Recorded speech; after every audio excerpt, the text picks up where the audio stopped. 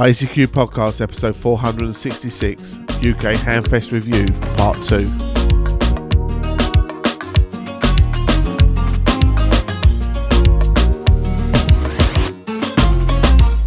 Well, hello fellow amateur radio enthusiasts and welcome to our 466th episode of the ICQ Amateur Radio Podcast, supported this episode by our monthly and annual subscription donors.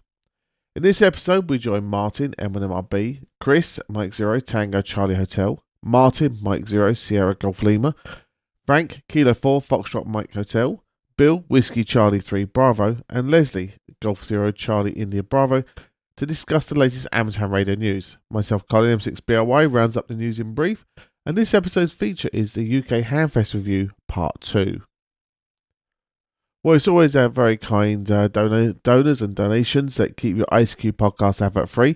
And we really hope you enjoyed our extra episode last week, which was the first part of the interviews that we conducted at UK Hamfest. If you're finding value from these interviews that we did there by, say you might not be able to get to the show out of country, etc., feel free to send a donation our way, which you can do by visiting our special webpage, ICQPodcast.com/donate, where we ask for a very simple value for value model.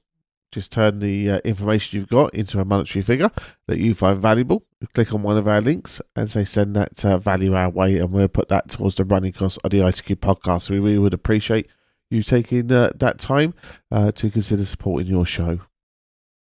Now we're join Martin, Chris, Martin, Frank, Bill and Leslie to discuss and generate thoughts about the latest amateur radio news, including radio license suspension in Equatorial Guinea and new CubeSats being deployed. As always, hope you enjoy. Well, hi guys, and welcome to episode 466 of the ICQ podcast and tonight's news roundtable for this episode. Just in case some of you are going, hang on, last one I heard was 464. Colin released an extra one, in the middle of our normal release schedule with some interviews from the National Hamfest. So if you've missed part one, it's still available. Tonight, I'm joined by Mr. Chris Howard, M0TCH. Hi, Chris. Hi, Martin. Looking forward to another episode. Hope so. We're having a good one tonight, Chris, hopefully. Also, you're back. You weren't here last time, Mr. Rothwell. Martin Rothwell, M0SGL. Yeah, I was on holiday. I was in Denmark. So come back now, yeah. Sadly, I couldn't get a microphone and a laptop and stuff in the bag. But yeah. Little break. Well, I know Chris is away at the moment, but he is away in the UK, so that's not too bad. Moving over to the States, we got Mr. Frank Howell, K4FMH. Hi, Frank. Hey, Martin. Hey, everybody. 466. It's a nice sounding number. It certainly is, isn't it? So, 446. No, that's 446 is the calling frequency in the States. We're a bit higher than that. Do you know, it's a nicer sounding number if you put dollar signs in front of it, though, isn't it, Frank? It can be. Yeah. Also in the States, we've got Mr. Bill Barnes, WC3B. Hi, Bill. Hi, good evening, everybody. And don't forget to donate value for value because they mentioned dollar signs. Yeah, it certainly did. $466, please. Yeah. You got some hopes, guys. Anything helps. Trust us. Yeah. And sharing our losses, that's what Colin says, isn't it? Yeah. Would you like to share in our losses? Yeah. And last but not least, he's back by popular demand. Is that Leslie? My mum wrote in. Yeah. I spoke to your mum. She said, "You look after my boy." But anyway. Good evening, everyone. Good evening. Yeah, good evening, Leslie. Leslie's call sign is G0CIB. So we're full team tonight, which is a good one. Okay, first news story, and this one hit very, very early on. All radio amateur licenses in Equatorial Guinea are temporarily suspended. And something went, something must have gone on. Frank, you sent it to me. You and Leslie, but I'll let you go first. What do you think? This harkens back to periods in the U.S. for when amateur radio was shut down because we were in a world war. So it comes by today's standards as we are shocked and amazed, I guess. But as some of the other presenters will talk about, the sovereignty of each individual country and their regulation of communications is certainly recognized worldwide. And while that is the case, we have to think in the U.S., for example, we get a license. That means we can operate. We don't have to have our equipment checked and that sort of thing. And so other countries, though, may require that. And there seems to be an issue in Equatorial Guinea about the equipment being checked. So that's an important thing. And if you were to travel there, for example, that would be something in addition to understanding, is my license recognized automatically? Do I have to file paperwork to get licensure? You may have to have your equipment checked. So that's one of the issues that I saw in this, Martin, and it sort of underscores things that many of us, if we do international travel, or if we expect to work people on a DX event, get your equipment checked. Yeah, certainly, Frank, certainly on that. And having visited, I think, about a good half a dozen countries in Europe this year, you're dead right. We don't, in Europe, don't have to worry too much because of the CEP agreement. People accept that we got standard equipment, and away you go. But when you're operating in a country that probably hasn't got many amateurs, yeah, I can understand why they want you to obey by their rules. Bill, what's your thoughts on this one? Yeah, this one is a little bit more complex, I think. It's the 3 Charlie 0 Whiskey D Expedition. This is their second time going out there. They worked from I can't remember where they were in the country before, and then they wanted to go out again to the island because it's a rare IOTA location.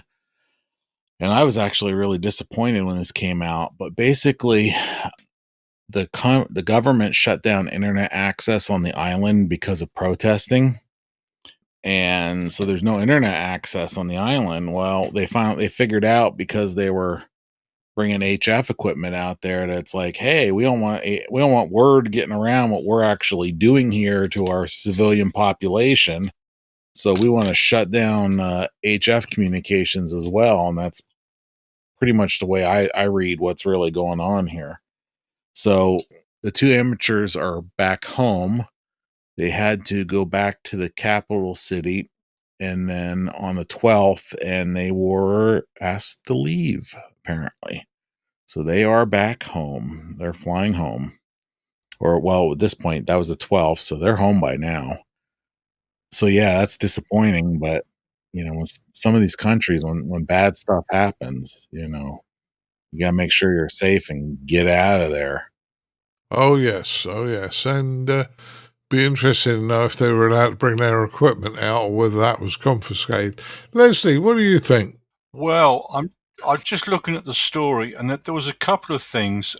One is that they were, let me just check that they were in an area that they were not supposed to be, and that there was supposed to be no HF equipment entering the national territory without proper approval and verified licensing.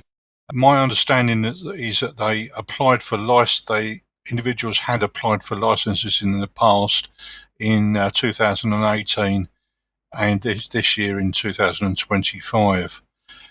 I did see a thing about the area that they were in.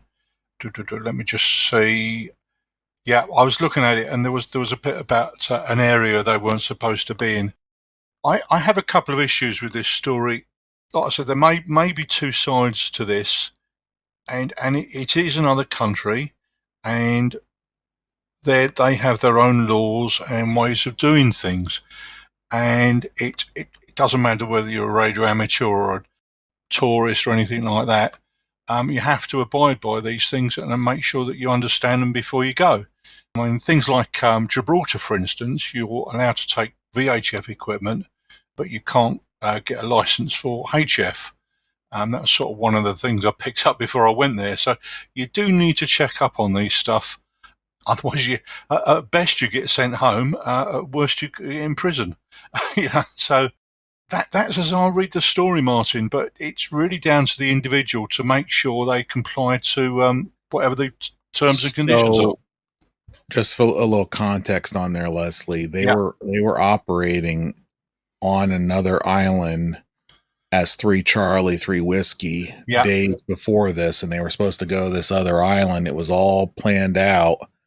This incident happened while they were at the first island. Yeah. And where they shut the internet off, and then their license was actually revoked. Yeah, I read this bit. It says, the measure was taken following the discovery of a case in which a foreign national operating as a radio amateur accessed sensitive areas, and then it gives the names of these areas using unauthorized telecommunication equipment. So it's their country. It's down to them, you know. Yeah, the sensitive area is the whole island that they're locking down because of protests. Yeah. Well, I used to go to Cyprus quite regularly, and obviously you got North and South Cyprus. Northern Cyprus is effectively managed by the Turks at the moment. Southern Cyprus is by the Greeks, but you can operate 5B under your SEP agreement on Southern Cyprus, but you can't operate when you on the military base. So you can actually drive through the middle of the military base as a road, and you're quite able to drive through it, but you're not allowed to operate in the military base. So, you have to understand the rules when you do these things. Absolutely. Yeah. Chris, what's your thoughts on this one? Yeah, there's obviously quite a political one. This is Annobon Island or province, which is an island off Equatorial Guinea, is the one in question. I think, Bill, you posted a link to an article in the Independent newspaper over here on the website. And yeah, it's talking about essentially due to protests to do with some explosions from a construction company. They have essentially the government, I think, are trying to shut down communications, so they shut down the internet in that island, which meant a bunch of people actually fled the island for their safety, that sort of thing. And they're obviously trying to stop information getting out from that particular area. I suppose a little bit like North Korea.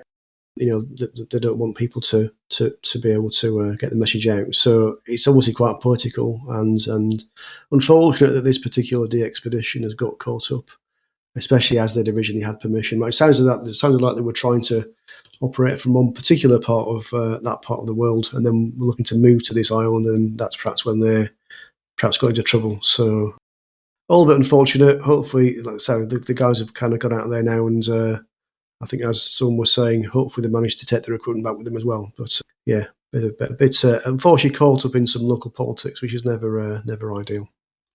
Yeah. Martin, have we left you anything else to say on this one? Probably not very much. I mean, I'm not going to get into the politics of it. I mean, you mentioned earlier about driving through a military base and not being able to use radio equipment. Your phone is in your pocket calling out for its network, but that's a whole other story. A foreign national access sensitive areas using unauthorized kit. I mean, yeah, it's their, I think Leslie said it's their country. They can put whatever rules on radio that you like, but I personally don't see the issue if you're using HF equipment. I mean, are you broadcasting or transmitting confidential information? Are you transmitting something you shouldn't have done? Are you sending pictures or something from a zone that really they don't want the pictures sent from or pictures sent of? But in reality, radio is radio. You can't stop a radio signal. You could go just over the border and use your radio there legally on your reciprocal agreement or whatever, and it's the same thing. Are you interfering with something? I don't know, but I think surrendering licenses, is all radio amateur licenses are temporarily suspended. I think that's overkill, but they can do what they like, I guess. It just I hope that never happens over here, because I feel a lot of us be twiddling our thumbs like, what do I do now? Yeah, I think we will be twiddling our thumbs, and as I say, this group does a reasonable amount of travelling, and it is nice to use our equipment abroad. So there you go. Right, next news story. CubeSats are being deployed from the ISS on Friday the 19th of September. There's about half a dozen of them going out. Bill, what's your thoughts on this one? I think it's great that we got some more CubeSats going up. They were for a while hitching rides with other payloads, but recently that's gone away. The exemption to get a CubeSat on. I don't want to get into that whole mess. But the Japan Aerospace Exploration Agency, shipped up 5 CubeSats, and they're gonna launch them out. And there's a lot of stuff there, and Chris is highlighting stuff while I'm scrolling. Sorry, Bill. It's okay. I'm like, does he want me to say that, or is he getting prepped for what he's gonna say? It's various payloads. It's all experimental stuff. Some stuff has transponder. I don't know if it's a downlinks for sure. Yeah, it looks like a transponder on some of them. Some other, I'll let Chris talk about that because he's already queued that up. But it's more stuff to work on these satellites. It's very fun stuff to do. So it'll be fun to check these out when they get going. He's putting stuff, he's highlighting stuff for the last time. Burgundy will read out what you put on the teleprompter. Read it out, Bill. Well, that's why I was afraid. Is this supposed to be a teleprompter now? I didn't realize that was on your screen as well. Sorry. I was reading through it and just kind of looking at the pertinent points. So I'm Bill Barnes. I'm Bill Barnes, and this is the ICQ podcast. Yeah. So, all right then, Chris. Now they've ranked you. Well, I'm just looking through the article. So this has come from AMSAT, and it's great news. It's as you were saying, it's 5 CubeSats that are going to be deployed, or will have been deployed the day before. Hopefully, if everything went well, the day before this episode's release. It's not quite happened yet as we're recording this. 5 CubeSats, 4 of which will have some kind of amateur radio equipment on board, or certainly using the amateur radio frequencies. And I was just looking at that and highlighting some of the things on there they were doing there. So things like some of them are broadcasting voice data using FM analog signals. Some have, I think there's an ARRL repeater on one of them, which looks quite interesting. So yeah, there's a bunch of stuff that we could get involved with once these things are up and running. So always things for us to do. And CubeSats are great because they're so small they can hitch a ride.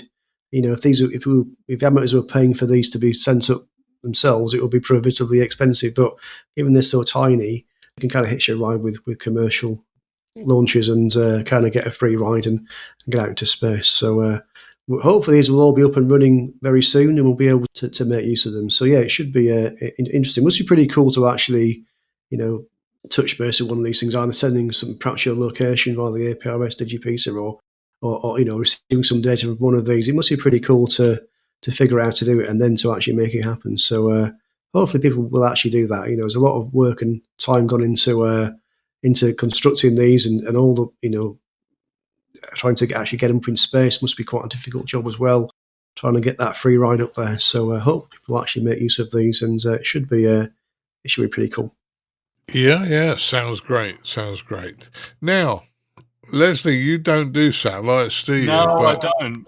I can see it's really interesting if people are into that type of thing, but it's not really something I've been into. Yeah, I appreciate, but you can see that at least other things in our hobby are still happening. Yes. Yeah, there's so many facets to this marvellous hobby. People can get involved in it, anything they like, Yeah. Oh, yeah. Right, Martin, what's your thoughts on this one?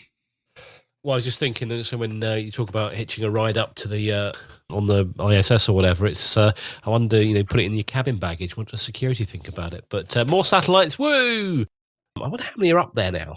I seem to remember a story about a satellite being launched, I think, or hitching a ride up through the ISS. I had a feeling it was almost, they push it out the back door and it went without an antenna or something, but still worked. But hopefully these are all complete. There's some very exciting stuff going up. Cameras for photographing the Earth.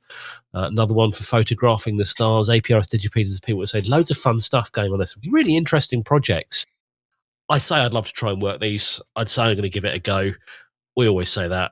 Am I going to do it? Probably not. I'd like to, but am I going to do it? I'm probably not going to get the chance to. But if the opportunity comes up, am I going to play with it? Of course I'm going to do that. I'm very excited to see what comes out of the photographs of the Earth and of the stars and things like that. I do remember years ago, like in the early 2000s, there was a satellite, and I'm sure it had a live. They told us it was a live webcam of Earth, and it was the dial-up days. You could get it, and you could almost just watch this live webcam. Whether that was genuine or not, I don't know, but it seems like a fun stuff. So yeah, good luck to him, and let's see what fun can be had. I think there's some interesting stuff, and there's two sides to every story on this. I mean, there'll be the group are going, wow, some new satellites, some new bits and pieces, and there'll be another part of our hobby going, more space junk, more space junk. So it's an interesting one, and we're sitting a little bit in the middle. Frank, what's your thoughts on this one? I'm positive about it.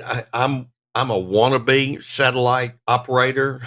I do have some antennas in place that I need to finish the wiring for them and that sort of thing. And also, that's at my shack. But also picked up a BTEC UV Pro, which I believe has a satellite mode in the firmware that will do the Doppler effect for you. And so I'm all about getting to operating rather than waving wands and, tracking around things. So that aside, I'm very positive about the ISS deploying these. I think it's a great joint thing. And they're from several countries, as I think some of the presenters have said. It's an exciting thing that universally gets young people interested. My elevator speech, if I mention talking to the ISS or talking to something distributed by the ISS, I have immediate eyes and ears. That's never failed. Absolutely. It may in the future, but it never fails. So even though there's a shiny object element to that's certainly okay. People I know who do sat ops and who are friends of mine, particularly in Vicksburg, one used to be editor of the AMSAT journal, and watching them, it's sort of amazing. And one of them has a trailer with the antenna rack that tracks them. And we had them at field day, and we were all geared up to make the contact with the pass. And we were in a little small town that has a railroad coming through it. And just as the pass came over, this freight train came through about 100 miles an hour, Leslie, honking its foghorn. And of course, we could hear nothing. So we didn't make the satellite contact there. But it's the kind of thing that you have to put the pieces together and for the right moment. And having these CubeSats up just helps with having more moments being defined no matter how you communicate with them, whether it's APRS up to the ISS or some other. So that's a roundabout way of just sharing my enthusiasm as a wannabe set operator. And I'll close with this. My study for Radio Amateurs of Canada of the National Survey of Canadian Hams showed a very surprisingly strong group of Canadian hams that say they do satellite ops.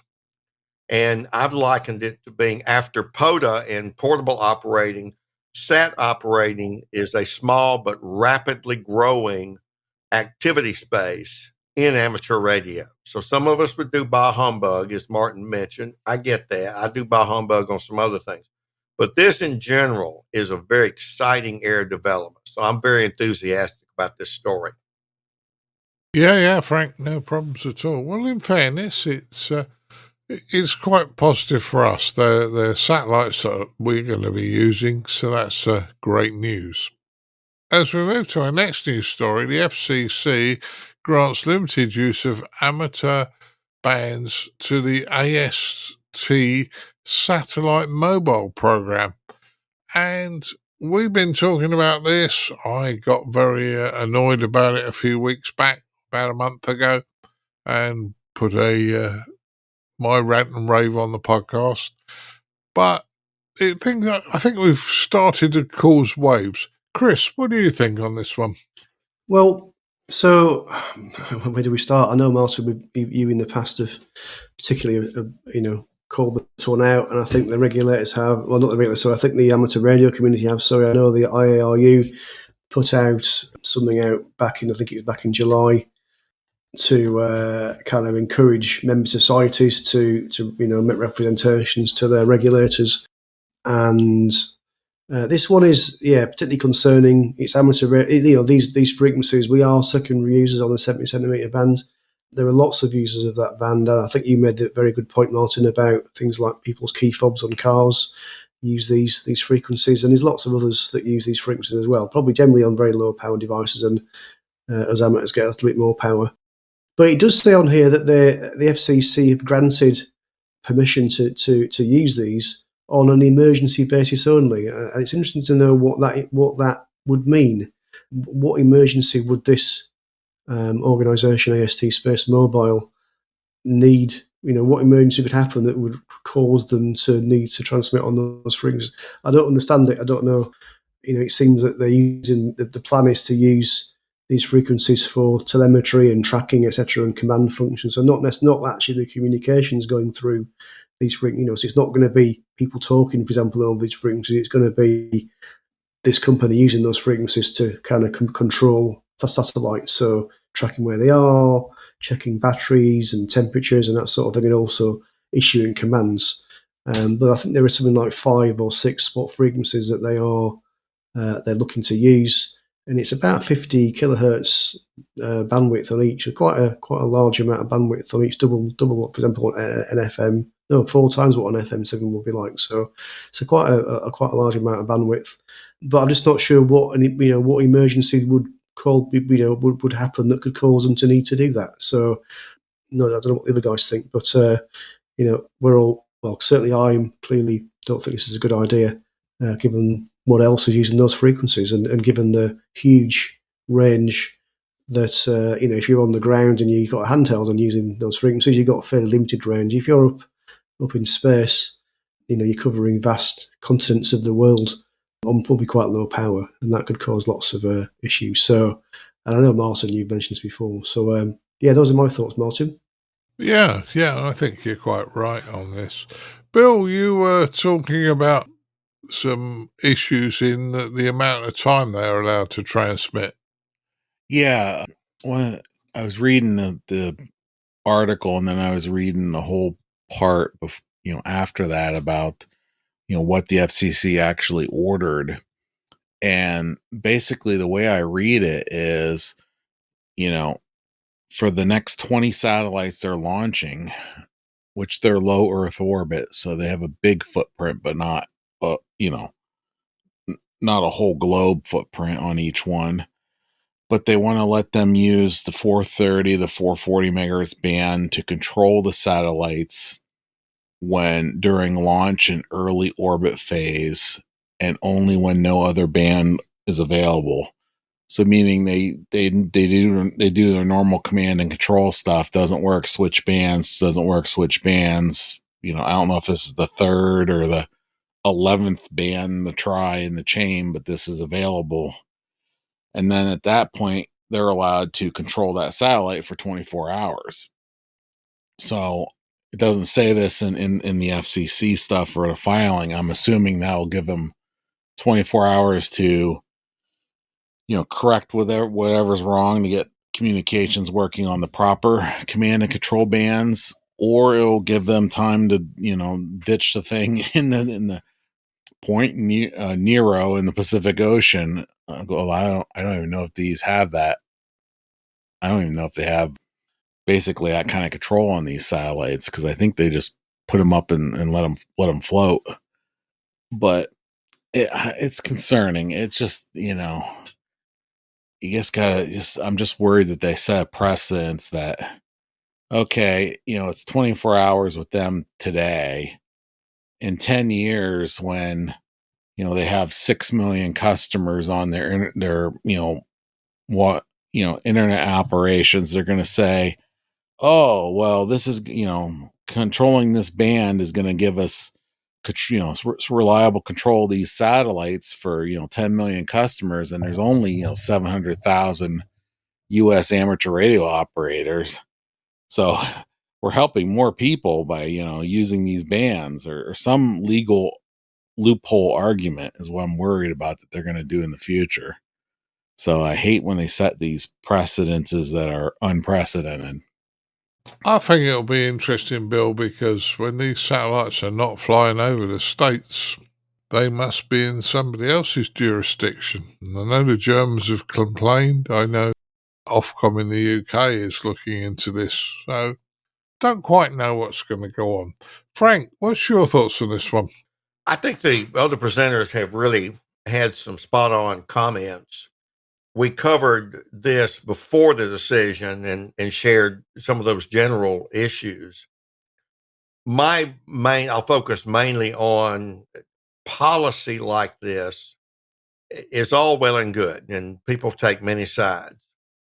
But setting the enforcement mechanism is the critical thing. And Bill talked a bit about this. Who gets to define what an emergency is? Well, ostensibly AST will, simply because those were the terms that the FCC has laid out for them. The question of time, when does the clock start? Is it 24 consecutive hours? Is it 24 hours per satellite? As Bill alluded to, if each satellite was declared an emergency and they've got, some 248, let's call it 250 for the sake of discussion, 250 times 24 hours.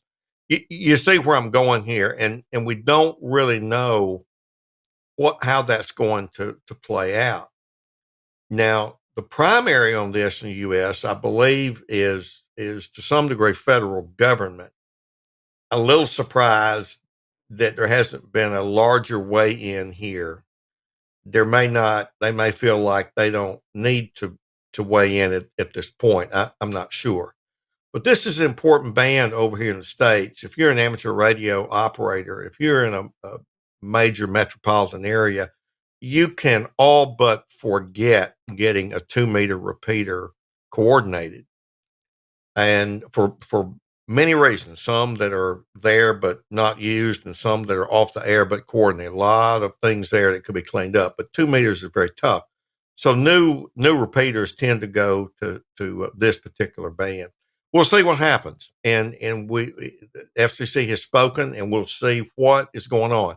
I do hope that in a very positive and constructive way, ham operators will monitor their use of this spectrum and will monitor and report aberrations in what the apparent ruling is with regard to AST, i.e., if they misbehave, we don't need to be silent about it, but we don't need to jump the gun and have false reports. That will do nothing but discredit us in the future. So, Martin, that's kind of my take on this. Yeah, some interesting comments, Frank. Interesting comments. Now, Leslie, I know you're not a satellite man once again, but there's quite a few satellite stories today. But you are somebody who uses 70 SEMs, so... I am, yes, I do use 70 SEMs. Yeah, so what do you think? Well, I'm taking up on the legal point there. They had a similar issue when the PLT, there was a problem on that. And I remember looking through the legislation, and there was a lot of legal gumph and all the rest of it. But right at the bottom of this particular piece of legislation, there was a paragraph which basically said it had to take into account not only the technical elements, but the amount of social good that the technology would bring. And I think this is, I know amateurs get upset, but I think this is the one of these things that they could actually play this card in due time. And it may be sort of, this is the start, and maybe 10 years down the line, and they can say, justify it on economic and social grounds. Amateurs, we take a different view, and I get that, as a 70 SEMS user myself. I do think, though, that there is some positive aspects that have come out of this. Is the first one that radio amateurs are actually waking up. They're not asleep. If something is creeping on their bands, they quite rightly vocalise about it. It's also good because the regulator's been given a hard time over it. And the other thing is, I think it may actually generate some more activity by radio amateurs on 70SEMs. Might be. Any thoughts on that? Over to you, Martin. Yeah, could very well do. And I know over here in the UK, every now and again, we have 433 Alive, which is UHF FM happening for about 3 hours, usually on a Saturday afternoon or a Sunday afternoon. Great fun. So it is a good band. And I know we use it a fair amount at the ICQ. So, yeah, I hope it will be looked after. Martin, what's your thoughts on this one? Well, they talk about this being used in an emergency. Well, in a genuine emergency, who cares about licenses is the first thing I would say. But yeah, yeah, this isn't the FCC's call. It should have global clearance. The FCC, I'm sorry, but the FCC need to learn there is more than one country in this world. And I refer them to their ridiculous statement that I've mentioned before. These satellites need to accept interference, including interference that may cause undesired operation. Get over it. My thoughts on this were it's goodbyes to 70SEMs if they go ahead with this. And I bet that they won't part with it if they are told, actually, no, you can't use it. It's causing too much interference or whatever. There will be some excuse. It will cost us too much. Oh, it's already in place. You can't get satellites down and change the modules. You can't do it. Possession's 9/10 of the law, isn't it? We know that. I think Bill talked about, they'll say, oh, we've got 10 million customers and, there's only 700,000 amateur radio operators. What about every car driver? Every car that's got a key fob operating on 433 megahertz. Remember, in key fobs in the UK, they're 433. Key fobs are tertiary users to the 70SEMs band. Very, very low power. Ofcom got upset about it, relatively recently and came out and did searches to find out what was causing interference to that person's car in a car park. I forget where it was. We covered that story a while ago. But I also think about other users. Cranes, they have 70SEM stuff transmitting. I don't know what for. I don't understand how they use it, but are they going to experience interference from these satellites? They're something to do with positioning, I guess. And what about the primary users of 70SEMs? In the UK, I believe that's the MOD, the Ministry of Defence. Have they got anything to say on this? Or what about the exclusion that is in London, the 431 megahertz? Now, my understanding is that's nothing top secret. It's just like inputs for taxi firm repeaters and things like that, but they needed a place in London to do that. But what about those things? Has anyone thought this? Probably not. I think the FCC have overstepped their mark. I think they need to have a rethink. Actually, do you know what? We shouldn't have done this. Pull it back and go for like global clearance, and then take the input from all the regulators. Who is it? I forget who it is. Is it the IARRL? I can't remember who makes decisions sort of globally, but I think it should be based on them rather than what the FCC say. Totally agreed. Yeah, I think you made some great points there, Martin. Great points, and I'm hoping that this doesn't give us too much impact, not only for us amateurs, but for the general public that won't understand. They won't know what's going on because they don't understand radio. You can't see it. You can't see the effect. Well, you can see the effect, but you can't see what you can't know, you can't do it, yeah. Yeah, but you can't see what you have no understanding of why, and Yes. that makes does make a lot of sense. Right, Mr. Frank Howell, you wrote the next news story with a nice gentleman, Scott McIntosh. Doubts about solar cycle prediction methodology. I know you published a document on this, Frank, and a lot of people are now talking about it. Do you want to give us some more information? Sure, and thank you. I appreciated Amateur Radio Newsline. I'm sure Karen had a bit to do with that. Basically, Scott and I published a cover story on Radcom back in 2022. That was really an attempt just to explain his research team's new paradigm. The current paradigm by NASA, NOAA, and ICED, they have a group of people, and they come up with what they think is going to be a prediction. And they've been terribly inaccurate, but the argument's been, but it's the best we've got. And there are situations like Well, Macintosh's team came out with a competitor. So if you imagine this being an athletic event, and we're at halftime, if you have an athletic event in your mind that has two halves, first half, second half, we're at halftime. We're also at mid sunspot cycle peak. I think most would agree that we're right at the peak of it. We may be past it, that sort of thing. So where are we at halftime? Which paradigm and which projection are doing better, which are more accurate? And secondly, how will we know when the paradigms change? It's not like there's a big gong that's rung that tells you. Well, there are some tools that we use about citation of scientific papers. And when a lot of other scientists are citing the work of a competing paradigm, that's a set of techniques called bibliometrics. And so what we did in this paper was we took the actual observed sunspot, we took the NASA NOAA predictions, and we took the Macintosh predictions. And we said, okay, which one is closer and more accurate? Now, economists, going back to Henry Tile back in 1966, have been comparing two time-ordered series or two time series of data since then. This is not new or even innovative methodology. So we compared the two sunspot projections, and the Macintosh team is significantly more accurate. And it's not just some random fluctuation. It's significantly more accurate. They also did forecast for our friend, the solar flux index, SFI, measured at F10.7 centimeters and or about 2.8 gigahertz.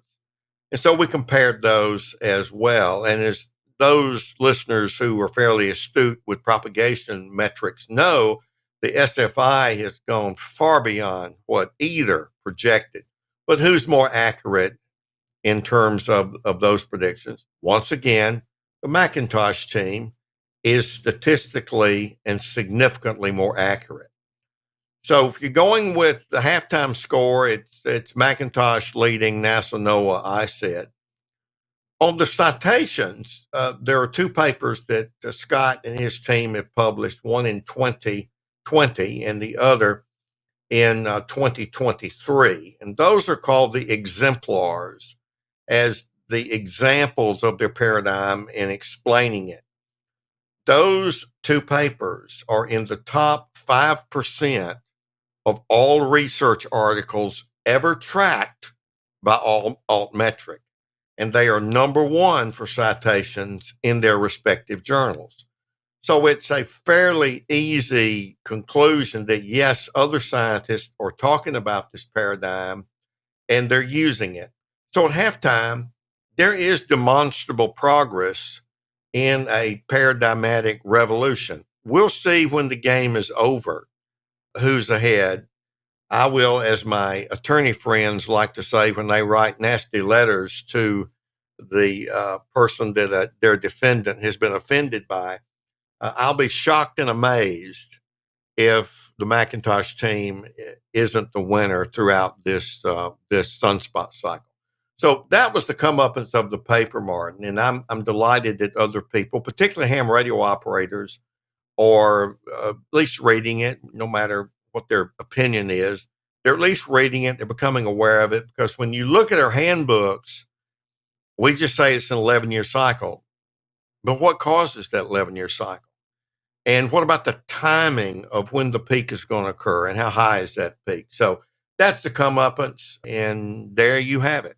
Well, yeah, and I know you've talked to me off air on this a few times about how much more accurate these predictions are, which is good news. And I think it's all very easy to say, oh, well, it's always been that way. It's that because we've always done it that way. But by looking at it more scientifically with more experience and possibly more technology, we're getting a better result from the team, which is good. Leslie, what do you think about this predictions? I think Frank's given a very, very good example. a very good explanation of what it's all about. I don't actually think the game's ever over. And that's the point I disagree on, because it's, yes, you improve the model, technology changes, and then 10 or 20 years down the line, we learn something new, and then the game starts again. So I don't think the game ever stops as such. We're always trying to improve these models. So, yeah, it's a very, very interesting subject indeed, Frank. Yeah, I think it is as well. No problems at all. Chris, what's your thoughts on this one? Yeah, I think this is kind of a science story, isn't it, about how we predict solar cycle, etc. I think the world of science is generally very open, and Frank's the expert on this, being, given his background. So people write papers, people think things are peer reviewed, things are shared, and clearly on this occasion, this particular solar cycle, it sounds like one particular party has been more accurate in predicting the what was going to happen, and I'm sure that information will be shared with the rest of the scientific community and lessons learned, whether that was the model that was used to do the prediction, whether it was the data that was used to feed the model, or whatever. It'd be interesting to see what information is taken on board by the various different people that are involved in doing solar weather predictions, and see if this is improved for next time. So the next solar cycle, whether the other teams that get involved in this will perhaps have more accurate results. As usual, it's one of those things where time tells, and on this occasion, a particular group or particular person has shown that his model was more accurate. And yeah, as is science, I'm sure that will be shared, and there were learnings from that. Yeah. Well, let's say we're all learning from this one, and I think up until the paper was written, we all just accepted what we've always been told and what the handbooks told us. Bill, you're a big DXer. You're obviously chasing people. This must have given you some help knowing that the better conditions this year. Well, I think the day-to-day, week-to-week, month-to-month conditions, they are what they are.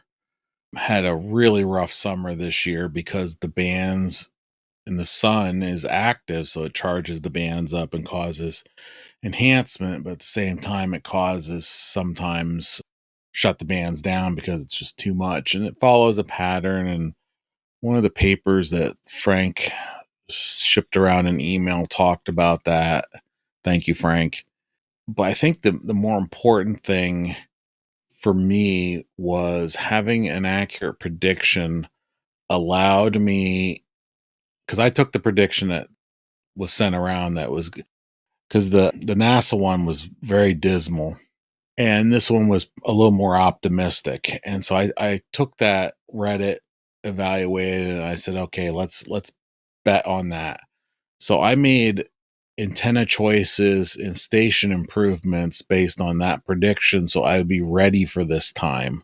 If I would have done the NASA prediction, if I would have believed that more, I probably wouldn't be calling CQ as much.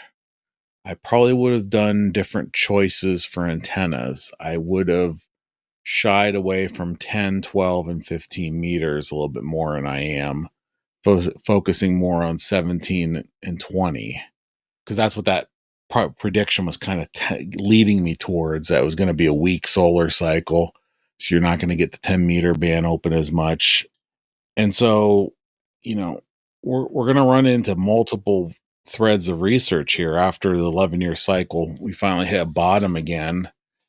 In probably about 6 or 7 years, we'll hit the bottom, and they'll look back and they'll see, okay, what was right, what was wrong. And by then the team will make a prediction. The NASA team will make a prediction. But I think based on some of this research that Frank was sharing around, I think we're going to figure out that the sun is actually a much larger cycle. So we see like an 11-year solar cycle as being the obvious thing that affects us. But there's other larger cycles. So there might be like 4 11-year cycles in for a 44-year cycle, one's up in the hundreds of years cycle, and we've never really studied the sun long enough to get more than 100 and some years at this point. I don't have it off the top of my head when we started actually studying solar flares on the sun. So it's the whole article and gist of all this is, his research is validated near the peak, and we're going to see how it finishes out. But I think it's going to, not only are they going to be able to make better predictions in the future, other folks are going to look at that research and figure out the larger cycles we're in to be able to make multi-solar cycle predictions. And, I'm going to continue to use those predictions for planning purposes, because I'm always making station improvements. And the best, here's unsolicited advice that nobody wants. Your best investment almost always ends up being bang for the buck, the antenna. Because I know I have multiple friends that are around the Northeast states here, and they run very modest stations with big antennas, big towers, properly optimized, properly grounded, properly tuned compared to soil conditions.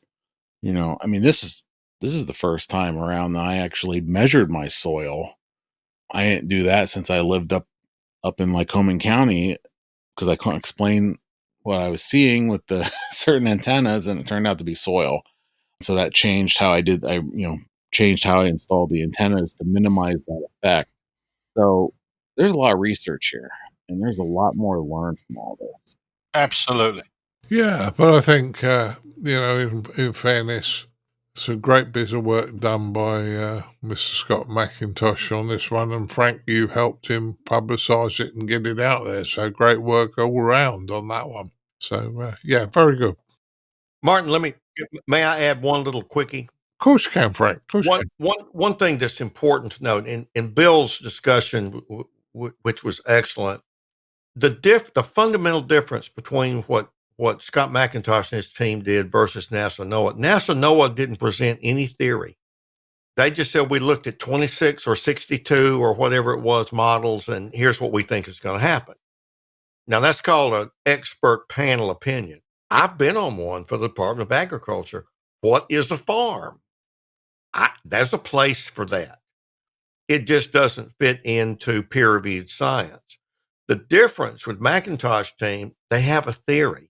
They actually explain what they think is going on that shapes how the peak, the amplitude, and the timing. And they have what are called terminators, which, as Bill talked about, is part of the 22-year Hale cycle.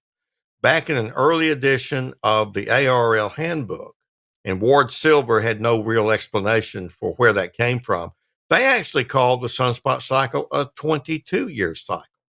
And that edition of that book was about the time that George Hale was publishing his work. So when you look at that, there's a Gleisberg cycle of these longer years.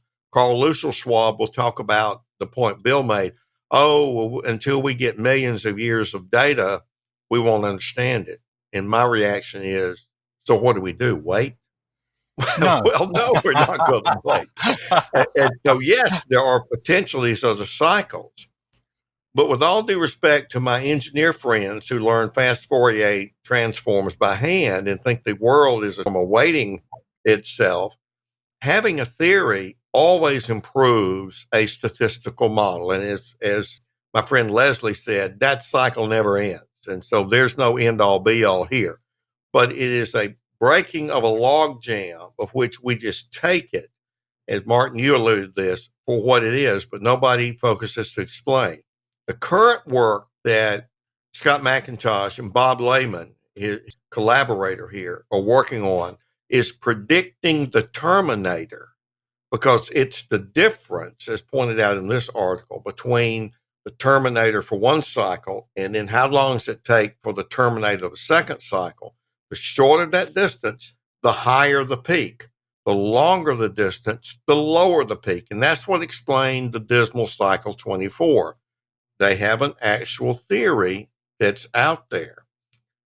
their ability to improve on predicting the terminator will do what Leslie and the other presenters have said, and Bill has said, multiple cycle prediction. So I'll end with that, but the fundamental difference is that we now have a formal theory laid out with peer review, whereas NASA NOAA would say, here's our predictions, and then they refuse to respond, which is very unlike science.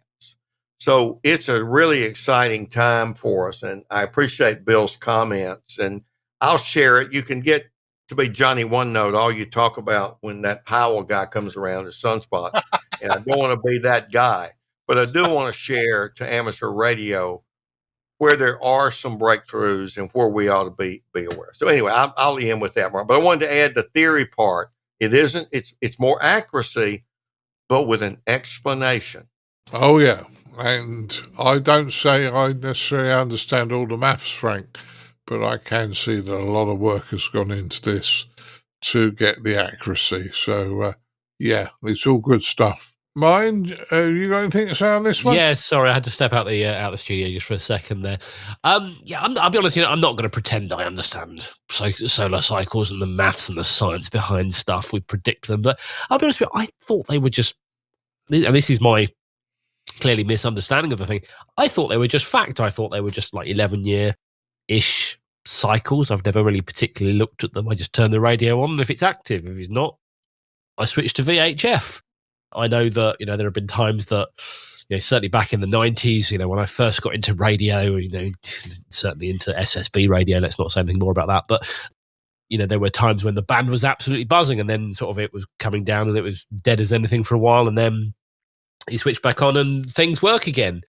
But yeah, no, it's interesting stuff, and I, read with interest and definitely respect Frank's input on this sort of stuff. Yeah, it's good things, Martin. Good things on that. Right, move to our last news story. The UK regulator is mulling over satellite to cell phone service here in the UK. Do you want to go first on this one, Martin? Yeah, I mean, it's an interesting concept. The side of me said, if this is like former President Musk's satellite network, for me, it's a no thank you. Read the news if you want to know why that is. But is this with one phone provider they're talking about doing this with? Is it, we've got, 4 major networks in the UK? Maybe 3 now because one's just been part of another. Anyway, I don't know. Is it just one of them? I don't know. Or is it all of them? Do we need different handsets? I would imagine the earlier handsets probably don't support this. I wonder if you've got to upgrade to the latest iPhone or Android device or what, I don't know. But the other part of me wonders, do we need this? There are, SIM cards that you can get that work on all networks, or eSIMs, and, they're not expensive. And they will roam between the different networks. Saying that, I have one. It's rubbish. I'm going to cancel it. But yeah, it's an interesting idea.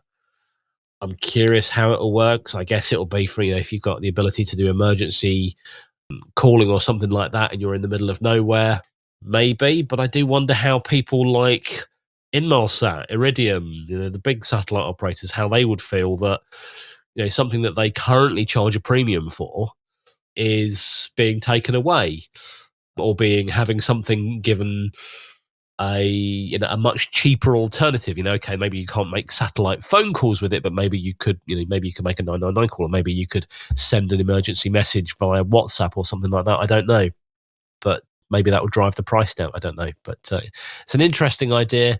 Do I want it? Not particularly.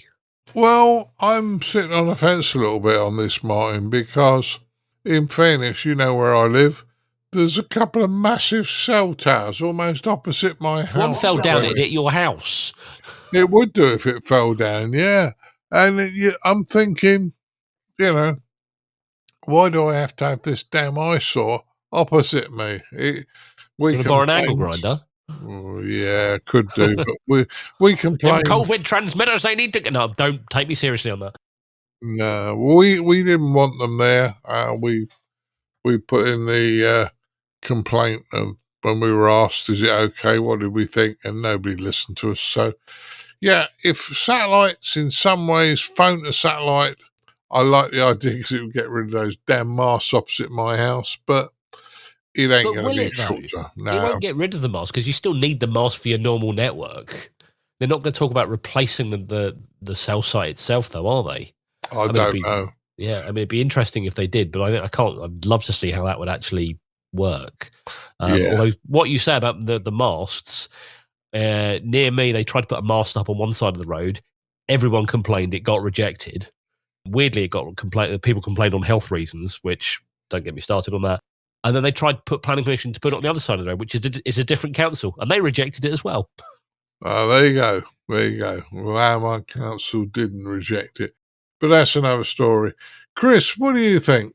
Yeah, so this is, I'm reading a little bit of Googling while we've been talking on this. This is a consultation that Ofcom have been running since March, which comes to an end in October. And so there's been various news articles, especially ones that came out when the consultation was at its start. And yeah, the idea is that you won't need a new phone. You're not going to need a brand new up-to-date mobile phone. It will work on the existing, with the existing equipment. And yeah, basically, there's been a consultation that says finishing in around about, I think it's 10th of October, started on 25th of March. So yeah, interestingly, one of the news stories the BBC ran back in January before the consultation started talks about Ofcom partnering. Can we get this right? Sorry, not Ofcom, sorry. I'll get this right in a second. Sorry, Vodafone, sorry. I think of the company that want to trial this out, partnering with our old friends AST Spacemobile, that you may recall from our earlier story, to do this testing. So I think what it's coming down to is there's been recent innovation with satellite technology. So going back in time, satellites were extremely expensive, and to a degree still are, but comparatively cheaper than what they were because they were in geostationary orbit. If you think about the kind of TV service and a lot of the, Martin Rothwell mentioned Inmarsat, they've all got satellites that are out in geostationary orbit that cost absolute fortunes to construct. We're talking about billions of dollars to construct and launch. Whereas in more recent years, there's been a whole bunch of companies, including Mr. Musk, but actually quite a few others, including AST Spacemobile, that are launching satellites that are much smaller, that are much closer to Earth. So they're not sitting in a particular part of space that's never moving, that this geostationary orbit. They're actually in low Earth orbit, but there's lots and lots and lots of them. And this is a kind of a newer, cheaper technology. And this is what they want to try to use with smartphones. And so that's kind of what they want to go with. And I think, Martin Butler, you raised a very good point. Is this going to be the future of mobile phones? Is this just a toe in the water? In 20, 30 years' time, will mobile phone towers still be required, or will actually all of our phones use satellite communications? It'll be interesting to see how things go. Will it be cheaper for the operators just to have these things up in space than actually have them having to maintain masts on the ground and the rest of it? So that will be interesting to see how things go. In terms of my thoughts, I think actually it's quite a good idea. I'm currently on holiday in Norfolk in the UK, and the area that I'm in has got terrible mobile phone coverage. And if we can get better coverage to all parts, certainly within the UK and other parts of the world, it might improve things. As for those more traditional satellite operators, well, look, things change. Technology moves on, prices come down, businesses have to change to keep up. And if that means that they've got, I know the likes of Inmarsat and those companies, I'm sure they have other products out there that they'll continue to bring in revenue. Think about the past with cameras that took film. All those, what happened to those companies? Some of those didn't survive. When digital cameras came out. So as technology moves on, companies have to kind of keep pace with technology and adapt, I suppose. So I think this is kind of progress.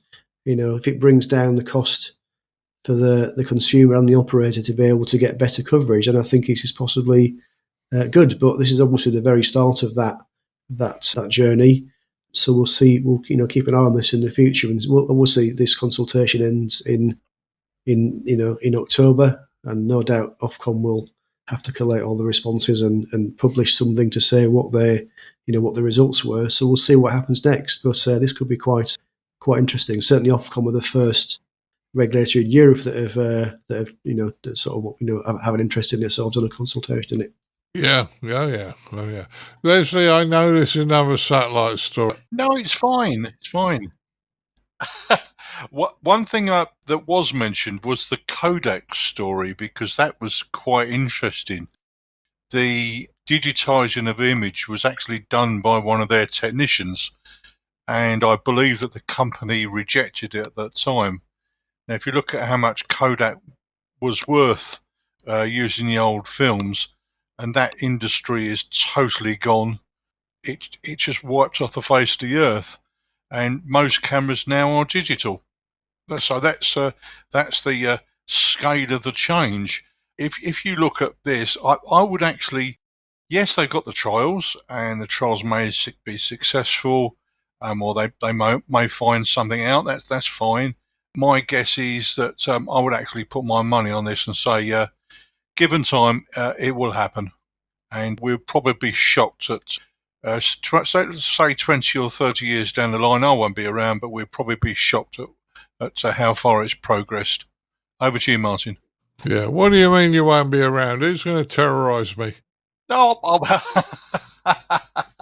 you know what I mean. I do. Right, Frank, this was a UK story, but do you have any comments on this one? Well, it's a UK story, but it affects all of us in the sense that any innovator is a role model for others. Let me add a slightly different facet here. When we think about all these communication technologies, particularly, for example, in ham radio, we've got this new darling of YouTubers, Meshtastic. We had wide area ham network or something like that. We then changed to Arden. We've got a lot of these digital communication services, not unlike satellite to cell phone service. And we like to think that the topology of these networks are from node to node, kind of like the internet, kind of like that architecture. But when I look at most of these in amateur radio, you have to have what I call a mother node. You have to have at least one node that's up in the air that gets great line of sight at these frequencies to work. Well, let's face it, satellite to an individual cell phone is the ultimate line of sight. And so I'm not surprised. I'm on, if Leslie will allow me to wind him up a little bit, I'm on Leslie's train since he knows a lot about trains. It's going to happen. Whether it's this one or not, this one may happen, but it's going to happen in terms of being accepted and commonplace. And I think it's quite cool that Ofcom in the UK may indeed be the first. Often Ofcom, like the FCC, is sort of bashed over the head for some behavior. Oh, they're not with it. They're not modern. They need to innovate. This is innovation. So I think we in the ham radio world can take a lesson from this and realize that the places for some of the other technologies that we like, such as ham WAN is the other one. Where is it most popular in the States? Out near Seattle. Guess what they have? They have Tall Mountain. What does the Los Angeles area have that has all these repeaters that you can work 50 to 100 miles with an HT? They've got Tall Mountain. They've got a place for a mother node that allows that to happen. So I'm very positive about this. I think for the UK, it will set a sort of an innovative thing going on that many of the rest of us just might get into. Now we look at bah humbug, just more space junk. I get that. But the technology with the key to the mother node, just like some of the satellite TV sat service to get TV out to folks, until it didn't work and until there were better connectivity with fiber, as I get my TV from and used to be a direct TV customer for 25 years, we need a mother node to get that going. So I'm very positive about it, and it will happen. Yeah, I think it will happen. Technology's moved on phenomenally. I mean, the last 25 years, ham radio's completely changed in many ways what we can do and what we can't do. So technology's moving all the time, and this is still radio, though, radio communications with satellites via a mobile phone is still radio and something we should be interested in. So I think it'll happen. And if in 30 years' time the cell towers from my house aren't there, whoever's going to be living here is going to think that's a nice view out the front window now. Hi. Right. Bill's had to leave us. He's obviously had to go and do some work, been called into work. So we're going to find out what the guy's been up to since the last time we spoke. Frank, do you want to go first on this one? Yes. Martin, I've kind of continued to some degree what I have been working on, but some of it involves radio, just not amateur radio. I mentioned that when I was an undergraduate student at Georgia College, they've now added Ann State University onto it. In Millersville, Georgia, one of the things I did was I was the founder of an FM college radio station, then licensed as WXGC. It later changed to WGUR. They're at 95.3 on the dial there, and it's approaching the 50th anniversary. So completely dating myself. It's been 50 years since I was an undergraduate. I'm just terribly proud of the students that came after me. And my wife and I will attend the 50th celebration or reunion of staff in October. One of the responsibilities I've undertaken there is I'm chairing an endowment development committee to help sustain them in the future. And so WGUR will have a webpage for giving and that sort of thing. So we'll have an announcement about the formation of an endowment. And I'm just very, very proud of those who came after me, because that was the harder part. You can have someone get something started as I had leadership in, but the hard part is after all the shouting's over, keeping it going every day and all the time. So I've been very involved with some of those activities, herding cats to ask for money, essentially. So I know Martin can identify with what I've been up to with his promotion of the value for value model here, because we are listener supported. Still been doing some writing. Mentioned the AM broadcasting study that's been in the Spectrum Monitor. Well, the magazine for the radio industry, Radio World, will be publishing an invited op-ed of mine about that study. It should appear on September 24th here in just a few weeks. I'm sure I'll get beat over the head by some, but again, show me the facts. In God we trust, others bring data. So that'll be my response. I've also had an article in the current issue of Practical Wireless on the Eiffel antenna, based on a tripod whose legs, when you deploy that, look a bit like the Eiffel antenna. It's in the October issue. Now, Don has two papers on subsequent antennas, one on the Wavecaster and the other the Random Copper Stick. He's got those under review, so hopefully they'll appear soon. And I'm finishing up the next paper on a modification of a Delta loop called the Delta V Auto Loop, where it will automatically match at the bare wire feed point. So that's turned out to be much better than I thought. So I've got a series of papers that looks like will be coming out in Practical Wireless. And finally, as we're all want to do, I succumbed to buying another radio. Quantum SDR over in England, very popular Facebook page. They've been selling pan adapters for various radios, whether it's Elecraft, a portable radio, an FT891, or the very popular Jagu G90. I bought their Quantum SDR M4 Plus with a transmit filter adapter. They're coming out with a small transceiver that's SDR based, and the prospective models that I've seen look very good. So I thought I would take a chance on that. I mentioned I bought the ZBitX before and haven't had as much time to get into that. It's a bit of a work in progress. So I did buy another radio, and they'll be shipping that in a couple of weeks. So we'll have a new toy to play with. And that's pretty much been it for me, Martin. Well, sounds like you've been having fun, and I'm sure Practical Wireless will enjoy your articles as you send them to them. Don's a good guy, the editor there. So, yeah. Leslie, what have you been up to since the last time we spoke on the podcast? Nothing to report this end for once. Very little to report. The only thing of note is I've just joined the Loughton Amateur Radio Club. I think it's Loughton and Epping Forest Radio Club, if I'm correct.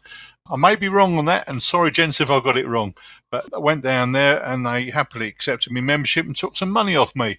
So I look forward to the happenings in the club there. That's all, Martin, from me. Yeah, and I'm sure they'll be well happy to have you as a member, Leslie, and enjoy your time with them, changing clubs. Martin, what have you been up to since last time we spoke? Quite a bit, actually. What have I been doing? Obviously, I've been on holiday with my kids, which was nice. Radio-wise, I have been running some cables into the home office. As you know, I moved my radio equipment into the shack properly, and I've been running some cables in, drill some holes, get some like an outdoor box to run the cables through with some grommets, which has been hard work, but it's been fun. I've had HF is back up and running. Now I found what I believe is an unun. It's supposed to go on the bottom of a half-wave silver rod antenna for CB. And the idea was it would add loads of amateur bands to that antenna. And I've had this thing. I bought it probably off of eBay about 16 years ago. And I was going to put it on the bottom of my antenna at the time. And I never got round to doing it. And then eventually, I've moved house and it got stuffed in the bottom of the box. And I found it. And I thought my 11-meter antenna is up at the end of the garden now. It's not a half-wave silver rod. It's branded as an IMAX 2000. It's about 24 foot long, which makes it bigger than a 5/8 wave. I thought, well, I could try this. Now, I put an analyzer on it. Weirdly, the 27 meg antenna tuned up perfectly on 4 meters with 50 ohm and everything. I don't understand how, but it did. But either way, I didn't get any contact. I couldn't even open the parrot with it. But I put this unun on the bottom of it. And previously, it was pretty decent SWR on 10, 11, and 12 meters. Now, with the unun on, it's still pretty decent SWR. In fact, it didn't seem to touch it on 10, 11, or 12. But now it will go down as low as 30 meters with a tuner, or with the modest tuner that is in the radio. And bearing in mind that my long wire antenna doesn't tune very well for 30 meters. This one actually does. And actually, I was doing some whisper on it a couple of weeks ago. It works really, really well, which is interesting. What else have I been doing? I've had a few HF contacts. I've had a couple of really, really decent contacts, weirdly, on 11 meters. I was just tuning around on the CB bands and had a couple of really good chats on there. That was quite nice. Teaching a colleague about UHF antenna placement. He had some that were in the back of a rack, and they were vertical antennas that were laid horizontally and end on to the stage. He said, I don't understand why people walk around the stage and the signal keeps dropping.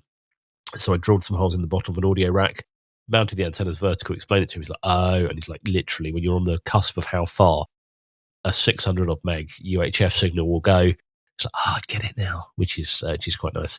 The other thing I was thinking, we go to quite a lot of National Trust places. Now, National Trust, for those people not in the UK, are like stately homes and things that have been donated to this trust, the National Trust. They're a charity, and they just open them up for everyone to come and visit. And one of the things that always surprised me, they've always got walkie-talkies there, and you often see like a repeater antenna, whether it's a vertical or whether there's a downfire or whatever on the top of their premises. And I always think, why do they need that? Now, I have some Hytera PD, I want to say they're 385s. They're 3-watt integral antenna, tiny little things. And we have been to a few places like that recently. And we use them because mobile phones tend not to work there. I guess this is where the satellite thing comes back in, isn't it? But mobile phones don't tend to work because they're usually in the middle of nowhere. There's loads of trees, there's loads of woodland, and there's no mobile tower. So we take these radios with us. And like these little 3-watt radios work amazingly well across the site. And even Emma, my wife, is like, these work brilliantly. I'm like, yeah, they do, don't they? And it's like, I do wonder, the people that are selling the National Trust these radio systems, why are you selling them a repeater? You don't need it because these 3-watt radios work just as well. But that was quite that was quite interesting to see. But it was also quite interesting because I saw a couple of other people using similar things, probably 446, but they worked equally as well. And they were like the sort of the knowing nod as you pass them. You've experienced this problem too. You've got a solution. So yeah, pretty good. Other than that, what else I'm doing? I don't think there's very much. I've been on 3 meters again. It's a bit of fun. So if you've heard my voice, that's me. But yeah, that's about it, I think, radio-wise. Yeah, sounds like you've been doing much more than me, Martin. Sounds like a good one. So, Chris, I know you've been busy, and I don't know if you've been playing with your new toy recently. Oh, that new toy, a little bit.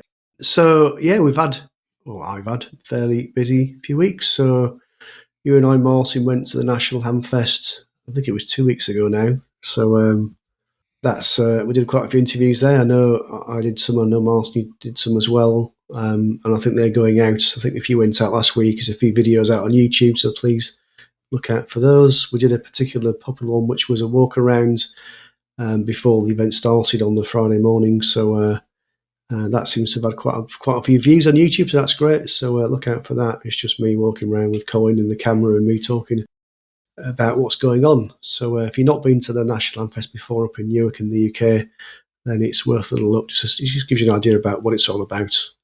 So that might be of interest if you haven't already seen that one. And then later that weekend, so Saturday, Sunday of that weekend was SSB Field Day. So as a club, every year we attend that. We have the use of a field in Surrey, so not too far from where we're based, and we operate in that contest. So it's a 24-hour contest. We have a big tent, we have a generator, we have everything's portable, everything is not, there's no reliance on any kind of mains power or buildings, that sort of thing. We are self-sufficient for 24 hours operating the radio. So we did that. Unfortunately, we didn't get that many people turn up. I think we had 5 people there for the full 24 hours and about 3 or 4 of the people that came along for a few hours at a time. So we weren't able to operate for the full 24 hours. It just wasn't possible with that few people. So I think middle of the night we weren't operating, but it's always great fun. And we put in our log, we're not going to win it, but we kind of did it for fun really. So that was good. Since then, I've been on holiday. So I'm currently up in Norwich, which is kind of to the east of England. And while I've been here, done a few things. Brought with me my Elecraft KX3 and a portable whip. Unfortunately, did not work particularly well. Not the radio's fault, more the aerial and the location really. But was able to receive a few stations, but I didn't really bother even trying to go back to them because it was all very weak. But purely down to the fact that I've got a telescopic whip, so a very compromised aerial, not in the best location. So thought it was worth a go, but wasn't brilliant. I have been working through the local repeater, so GB3NR, which is the Norwich repeater. The reason we're here is my girlfriend, she's dog sitting for a friend of hers. So we've been taking the dogs out for a walk every day. And I've taken my Yaesu handheld with me, and I've been talking through and putting a few calls out through the repeater. Had a nice chat yesterday with one of the guys on the repeater, so that was good. So at least I've made some contacts on radio while I've been here. We've also been to visit the RAF Air Defence Radar Museum, which is not too far away, which is not a place I've even heard of before. Very interesting place to go and visit. It's where, I think right from the Second World War onwards, where they had lots of radar and lots of Cold War and World War II type activity. So there was they still got the room there where they had all the radar equipment, and where they would kind of monitor all that, and then they would call out the fighter aircraft should something be amiss. So they're literally watching everything in the sky that's going on and just seeing if anything that shouldn't be there is there, and figuring out what it is, and if it's something that's of concern, scrambling the RAF, they call the quick reaction alerts aircraft that can basically go out and intercept them and find out what's going on. And so that was very interesting. Lots and lots of history there. It does have there is some radio stuff there as well. In fact, they had some in their museum cabinet. They had some old AVO meters, which I thought, well, I've got a few of those myself, sort of thing. And there was even a bird watt meter there as well. I thought, well, I've seen a few of those as well in my time, so it wasn't all that old. Some of the stuff that was there, some of it's still in production. There was a little bit of a Morse code computer you could play with that. So yeah, interesting place to visit. So that's been good. And think the final thing we'll talk about is this weekend. In fact, it's the day before the podcast goes out, so you'll have missed it if you didn't already know about it. Although I think we did talk about it on the previous episode. Is the RSGB LoRa Balloon Challenge. So 20th of September, it's a Saturday, day before this goes out. The RSGB are launching a balloon, and they've got a bit of a challenge to track it. And they did provide lots of detailed instructions. You could buy this little LoRa board, which I've got from AliExpress, so fairly cheap little board. I think it was about £20, and you can program that using the instructions provided by the RSGB. And the idea is to essentially use the PRS digipeater on board this balloon once it goes up, and the idea is to do it kind of rebroadcast your signal down to the ground, and then it's supposed to kind of track where you are. So that could be interesting. Hopefully, I can get that to work on Saturday. Martin Butler has lent me his elk aerial, so I'll hopefully be able to use that to point generally in the direction of where this balloon is going up from. I think it's going for around 10 o'clock in the morning from memory, but I could have got that wrong. And so we'll see if my call sign appears on the APRS system once that's up there. So that'll be interesting to see. So that's it from me, Martin. Yeah, you've been very busy, Chris, very busy. Well, what have I been up to? Well, I had 2 days at the National Hamfest, the Friday and the Saturday. I know you did the Friday with us, Chris, because you had to be at SSB Field Day on the Saturday and Sunday.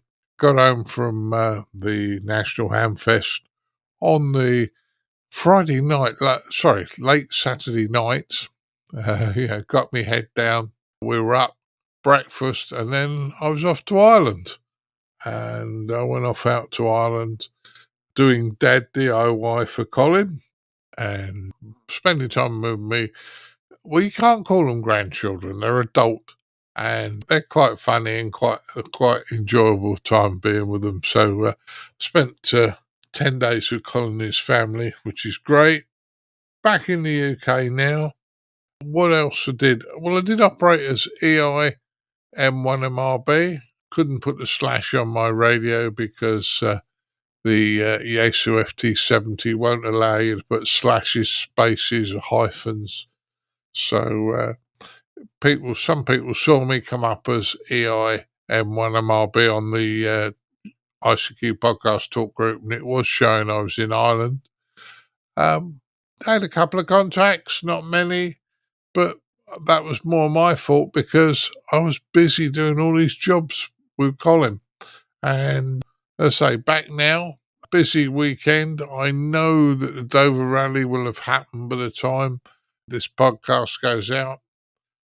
I don't think I'm going to make it down there, guys. If I didn't make it, guys, I'm just rushed off my feet at the moment. But all the best for that one. And that's about it for me. So I haven't really done that much radio. Did get a couple of new toys, though, but we'll talk about those another day. Not physically all radio, but interesting little toys nonetheless. So, all that's left for me to do now is to thank the guys for turning up before we move on to the next part of the podcast. I'd like to thank Mr. Chris Howard, M0TCH, for joining me. Cheers, Martin. Cheers, guys. Yeah, good to have you, Chris. I'd like to thank Mr. Martin Rothwell, M0SGL. It's been fun, thank you. Yeah, also I'd like to thank Mr. Frank Howell, K4FMH, on the other side of the pond. Glad to be here. It's great to have a full team this time. Well, almost, because Bill left before the end, but he got called away from work. And Leslie's here, G0CIB. Thanks, Leslie. Thanks for having me on, Martin. And I learn a lot from Frank. He's a very knowledgeable guy. I think the whole team are, mate, and that's what absolutely that's what makes it fun. I think we all learn off each other and feed off each other, which is good. All right then. Well, we'll I'll say 73 is due, and we'll move to the next part of the podcast. 73, guys. Cheerio. Keep your amateur ham radio podcast advert free by donating less than a length of coax. Visit www.icqpodcast.com/donate now. For all the news, links and information, visit www.icqpodcast.com. Now it's time to have a look at the news in brief with me, Colin M6BLY. We start off with some positive news here. Icom UK have provided an IC9700 radio to the Scouts Association to aid this year's and every year's Jamboree on the Air events and also various amateur radio promotion events. So it's a great opportunity there, for the Scouts to get hold of this lovely piece of technology. It's helping them to connect with other Scout groups across the world whilst learning the fundamentals of radio communication. So congrats there to Icom UK for that very kind donation to the Scout Association. Enjoy on the Air magazine has produced a yearbook, and it's covering a collection of articles and features over the previous few years. A range of radio topics, delivering introductory techniques and stories to get hams the most out of their radio license. They cover what to do with a technician class license, how to operate HF, JST, X modes like FT8 and Whisper. They're also full of practical information about handheld radios, repeaters, satellites, parks on the air, and participating in field day. So if you want to grab a copy, obviously from the usual retailers and obviously from the ARRL's online bookshop, and if you're in the UK, probably double check the RSGB's bookshop to save yourself some shipping costs, because I know they do handle a lot of stuff for the ARRL, so it'll be worthwhile checking it out from there.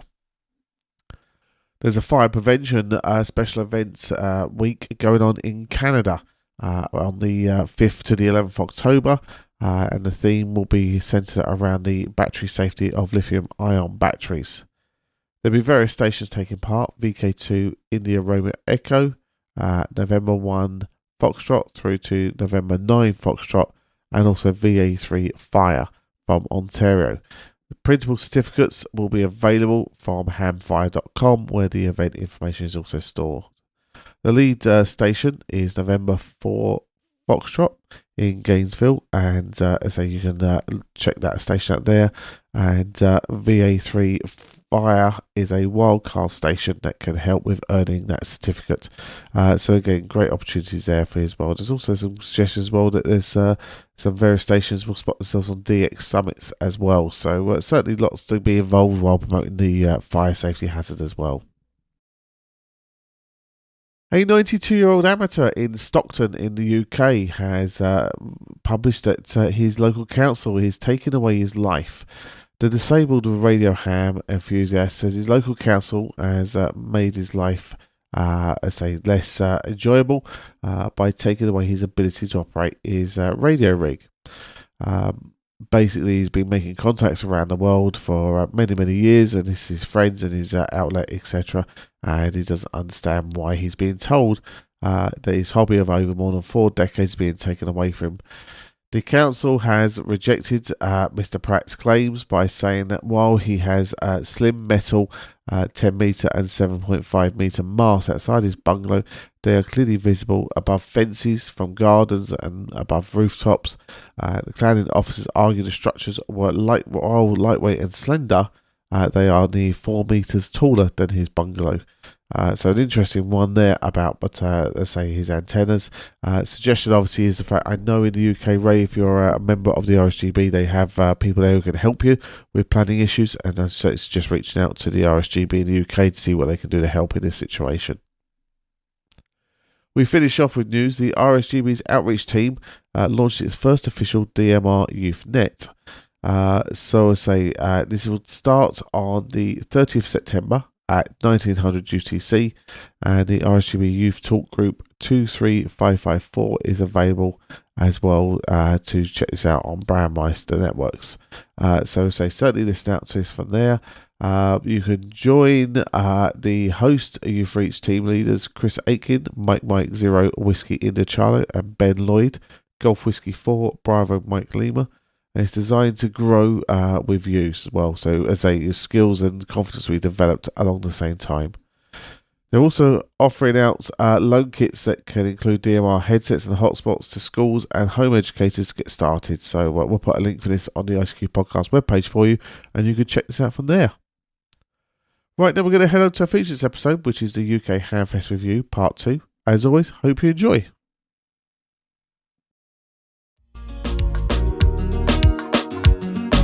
And now for this episode's feature from the ICQ Podcast.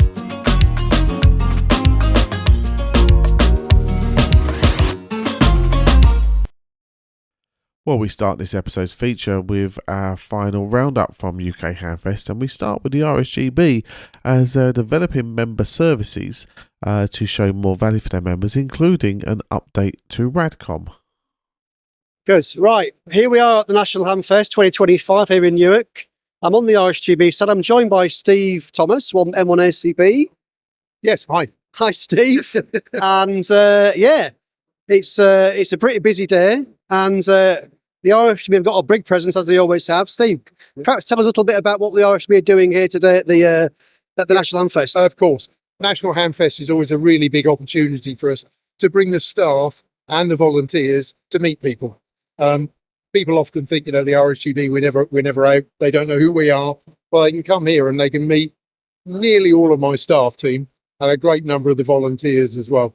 My team, 18 people, a lot of them are part-time, but a lot of them are here. And we've got 400 plus volunteers. So some of those are here as well. We were picking and choosing this year just to try and give it a nice variety of things for people to see. So it's just a great opportunity to meet everybody, and you can tell that the voice is going already. We're only part way through day one. And you got the president, as you're just chatting to Colin behind the camera there. We've got the chairman's here. We've got obviously all the senior leadership team. Yep. Plus we've got all the staff and some of the volunteers. We've got the book stand. That's obviously doing pretty well. That's always a great thing. But there's a lot more to it than that, isn't there? Oh, there definitely is. But on the people being here, then people actually like meeting the people that they talk to on the phone or that they email us. So Debbie, for instance, signing people up for membership over there. If they call us and they talk to membership, it's Debbie that they speak to. So it's really good to get people to get personal. They can put a face to the voice. Yep. Yeah. We're not just closeted away somewhere. We're out there doing things. Excellent. Other things, though, of course, everybody thinks of the RSGB that they think membership is all about RADCOM, and it's a very important part. We'll come back to that in a moment. It really is a key membership benefit, but there's a lot more. If we look over there, then that's our bookstore. And some people think we're just a book publisher. That's what we hear. 200 different titles. We will sell many books here. It's a big attraction, but it's not all that we do. And of course, my team run, as well as membership, publishing, RADCOM, the exams we ran 3,000 plus exams last year. So we've got comms and media here. You've met Heather and Helen. They're very busy meeting people. They're doing a survey for the people to what they want out of membership while we're here. But also we've got a really big sort of practical activities area. Now, my feeling about amateurs doing practical things is if they do that, they might discover something new, or they might stay in amateur radio longer. It might attract some people in. But if they find something new and they stay as an amateur, then for us, that means they might stay as a member as well. So it's win all the way through. So we've got a lot of our volunteers here. We've got our new maker champion. He's showing things that makers might find interesting in amateur radio. We've got Morse code activities. There's a game here showing Morse code. We can do Morse testing here if people want to do that. It's still a thing. We've got the propagations team. We've got the ARDF team. We've got the EMC team here. We've got some of the people that are running some of the training programming activities at the convention in a few weeks' time. They're here. Tomorrow we're going to be running a build-a-thon that people can turn up and build a kit. So we've got all of these things going on. One of the other key things about membership, of course, is spectrum defense. So I think you might be talking to some of the rest of the team. Forget time. Yep. He absolutely leads our international presence for spectrum defense. So there's a whole load of things here that are really important at membership. Membership is absolutely key to us, but making it varied and not just the boring stuff that people are used to is what we're trying to do. Yeah, it's great. And you've covered a huge amount of topics there, absolutely. So I just mentioned the maker space. You've got the maker champion, is it? I can see we're doing some 3D printing over there. We might perhaps get some shots of that in a minute. And we've got some stuff there. There's a lot of crossover, isn't there, between hobbies and amateur radio? I think there's a huge amount of crossover. Either things that amateurs that might be here might find interesting from other activities like the makerspace, or perhaps they discover something new like the satellite activity, something like that. But we also think that the maker people, they might not be here, but we plan on going to maker events, might then learn something about amateur radio and realise that that's something they might want to get into. So we think it works both ways. Yeah, I remember being at Phoenix Island a few years ago. I don't think they do it anymore. They used to do 2 events together, the Maker event and the Ham Radio event. Sadly, I don't think the Maker event happens anymore, but that was a good collaboration. And hopefully that would do a similar thing. I think so. I think like-minded people, but maybe they don't know about radio, or as much. Or if they get an amateur radio license, they can add something to what they do in that making space. So there's lots of synergies though. Absolutely. Now, Steve, there's a sign up on the stand here. Ask us about the RSGB app. You've noticed. We've noticed. So, Steve, tell us about that. Excellent. Okay. Well, this has been something we've been working on for a long time. And we actually had to revamp our membership system to allow us to integrate with what we've now got available. So May this year, we launched the web version. So it's something called a progressive web app, which means it adapts to whatever size of screen you're working on. And that's been there since May. So any of our existing members could access all of Radcom, and I'll show you some other things in a second, through that progressive web app. But what we've got to now is we're about to launch the mobile version on Apple and Android, which allows you also to download for offline viewing within the app. But you can download for offline viewing. So if you're going on a plane, you can download it before you can view it or read it on the plane. That's pretty good. So I've used the website version and it's very good actually, because I think I actually wrote to you a while ago saying, can I stop getting the paper version, please? Because I've just got this stack of pieces of paper. You can. Let me show you something. So if we cut over to the app here now. Yeah. I'm just going to go back to the top of the screen. Okay. So we've got within the app, we've got Radcom itself, and we've actually got 25 years worth of archives of Radcom in there. Wow. So members get straight just to be clear, what's on the screen here, and so what we got on the screen here is a mirror image of what's on your iPad, I think. Yeah. Just streaming it to the TV so we can see it. Yeah. And I've done loads of demonstrations this today. It's been great fun. But Radcom, we've got 25 years worth of the archive. We can go back as far as we want. But we've also got Radcom Plus in here as well, the slightly more technical version. Yeah. And we've got Radcom Basics in here and all the editions of it. And that's the edition that we produce for people who maybe want to find out something new. Right? They might be new to amateur radio, or they might want to try something new. That's Radcom Basics. We also publish in here, although those first three, Radcom Plus and Basics, members only. Yeah. Then we've also published the club's newsletter, which is a selection of pages from Radcom for just our news events. That's for the clubs. We make this open access, because we can't say that every member of a club is also a member of the RSGB. That's true, yeah. We make it open access, so any of the club members can view it. But this also gives us a PR opportunity, right? So anybody around the world can log into this or not have to log into it and view this. And we also make available some samples of Radcom. So if there's a big news topic, like when the license changed, we can put that there. Anybody around the world can then read that edition. And we've also got some historic versions. Oh, wow. So 925. So wow. The IARU was 100 years old just recently. And we published the very first edition of the TNR bulletin, which became Radcom. We published that in the tool as well. And this really went down well when we went to Dayton. The Americans really loved seeing the 100-year-old editions. So it's all there, free and available for people to see. And you'll see it as I turn the iPad round, it changes from landscape to portrait, as you would expect, really. If I go back to Radcom, here we go, the latest edition of Radcom, and we can open that edition up. There we go. And we get exactly what you'd expect. You can scroll through the pages. But then if you want to go to the single page, you can do that. Go to I guess you get a slightly bigger view. I guess you can zoom in, that sort of thing. And yeah. What you can also do, if your eyesight needs it, you can also zoom it as well. Very easy to do. You can print a couple of pages off if you want to. We don't allow it printing the whole magazine. We print a couple of pages, but that's usually enough for an article. Yeah. You can bookmark things. So then in the corner there, I can bookmark one page or both pages, and it stores that separately, things I want to go back to, you know. And of course, you can scroll through all of the pages at the bottom there if you want to. Then we come to some of the extra things that we're adding to the digital platform. We will not do away with paper. A very big number of our members appreciate paper. That's there. What we want to do is add functionality to the digital platform.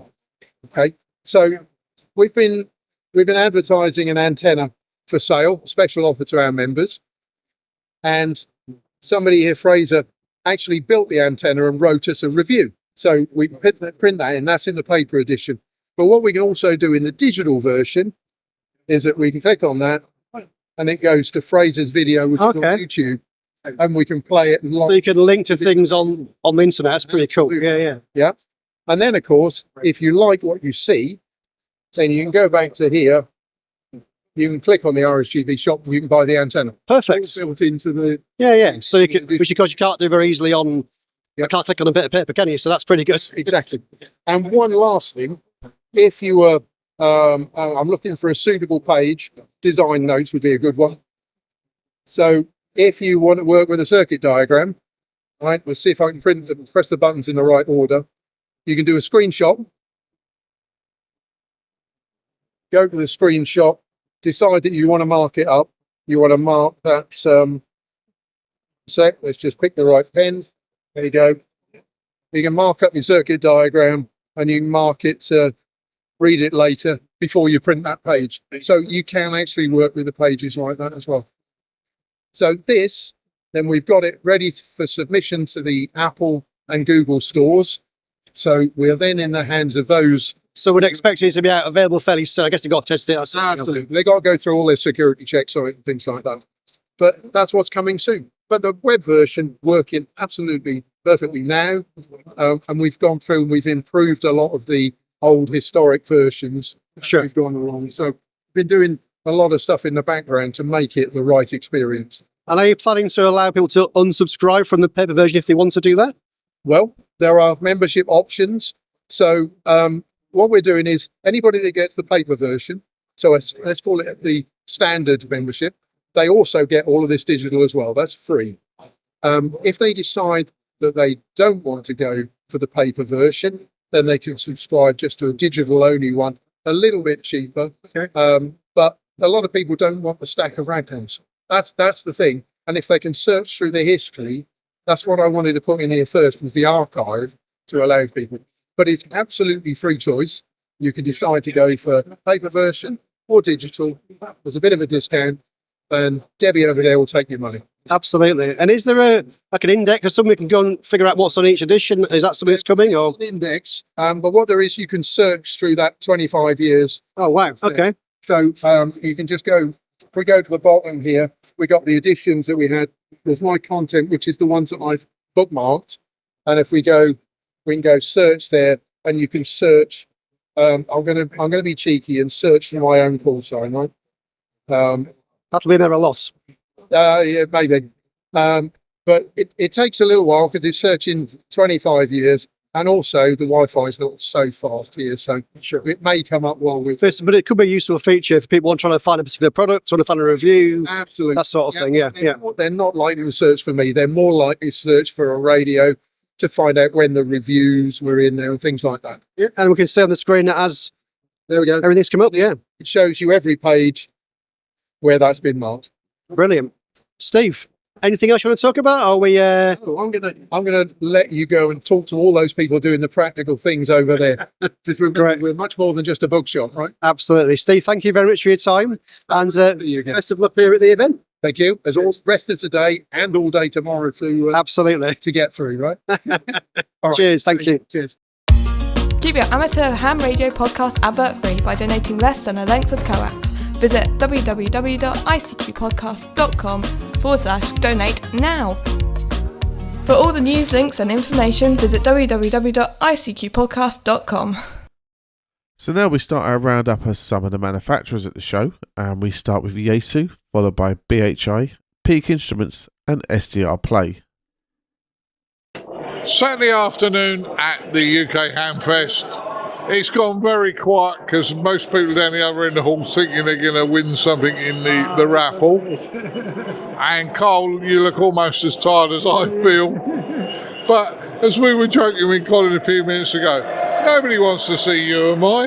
They want to see the new rig. They do want to see the new rig. In fact, we've had a lot of people come and see it over the weekend.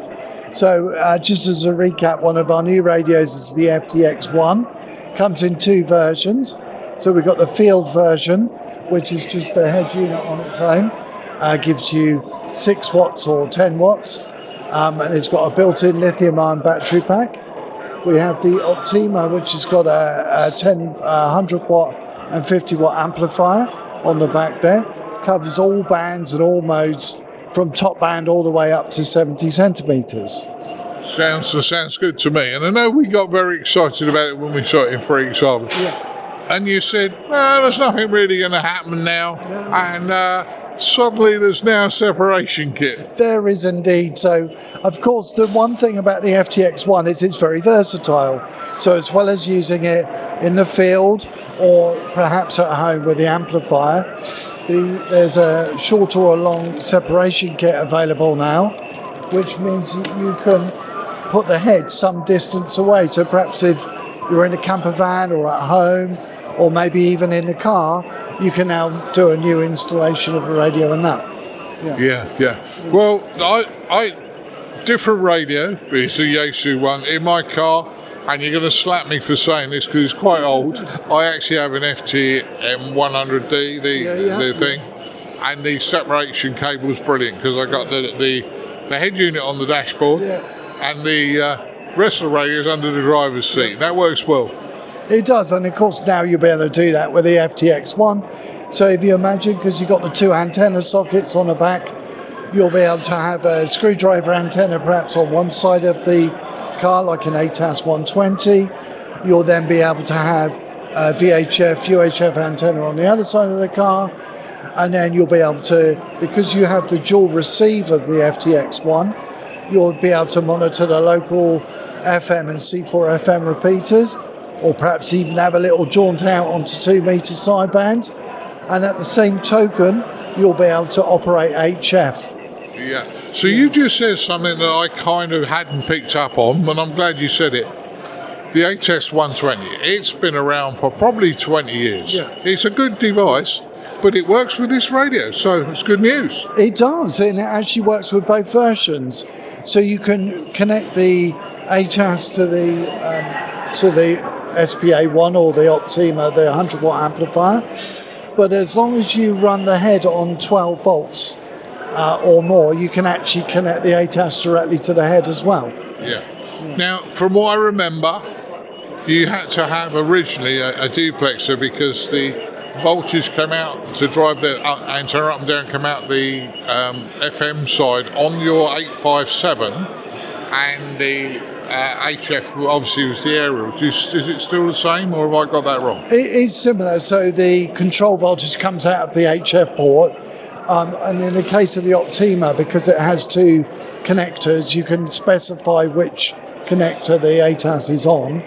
And so if you were using a single antenna, the ATAS for VHF, then you would still need a duplexer as well. Yeah, not a problem, but it was just suddenly you're telling me things that I've never even thought about, and it's great. Now, I think you'll laugh because I actually have an ATAS 25, I think it is. And Elsa was showing somebody, and I told him about it, and the guy's gone off the bought one now. Yeah. I was really pleased with mine. Not many of them you sell, but they're a good little device as well. But I don't think people will probably use the motorised ATAS for that one. Some will. I think there's an interest in putting them in a car or on, perhaps on a motorhome or something like that. Or some people have got quite restricted installations at home. Maybe they haven't got very much room. So actually the ATAS is quite useful to get HF to people that otherwise wouldn't be able to get on the band. Yeah, so you're quite right. If you lived in a block of flats and you want to go on HF, we've got an ATAS 120 behind us. It's probably about 5 foot tall.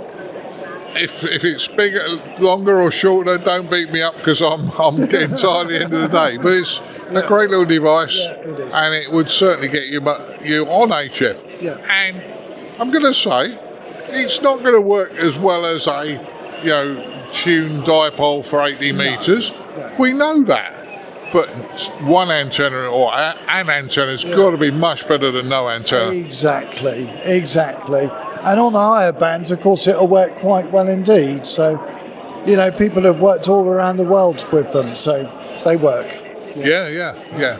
So, Carl, I'm going to leave you in peace for a little while, because while it's quiet, I'm going to let you go and put your feet up. But listen, we will see you again soon, I'm sure.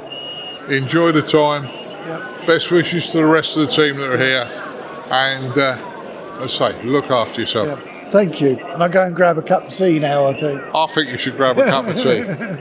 Cheers, Carl. Cheers. Ta. Well, I've caught up with Graham at BHI right at the end of the first day at the National Hamfest in the UK. And I've had to grovel because I didn't interview you in Germany at Friedrichshafen. I was caught by a couple of listeners. But have you had a good day today? It's been a really good day today. You never know with these shows whether that product will sell or this product will sell. And you bring the stock. Like last year, several items I bought didn't sell at all. But this year, I've had an amazing day with my parametric equalizer units.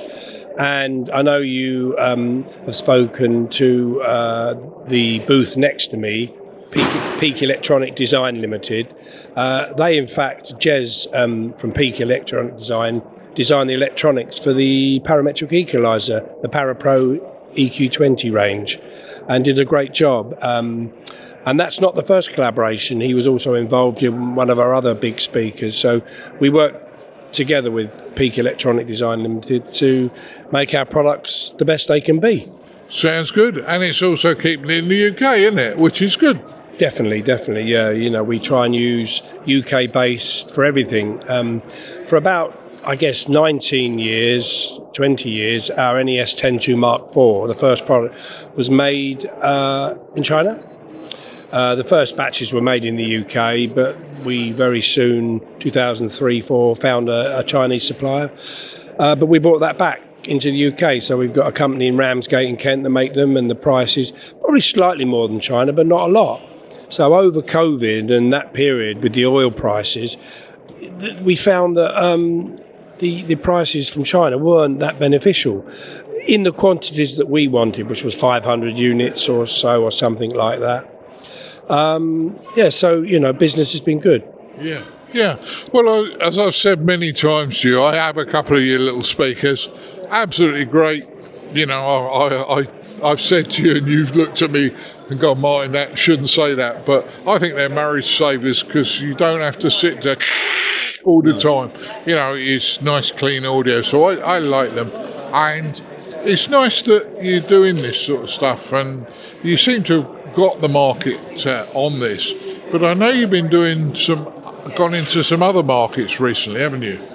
Well, it's something that's bubbled away from 2008 onwards, where we got involved with making a noise-cancelling intercom for a big American company called ARRL. They make medical equipment for cancer treatment.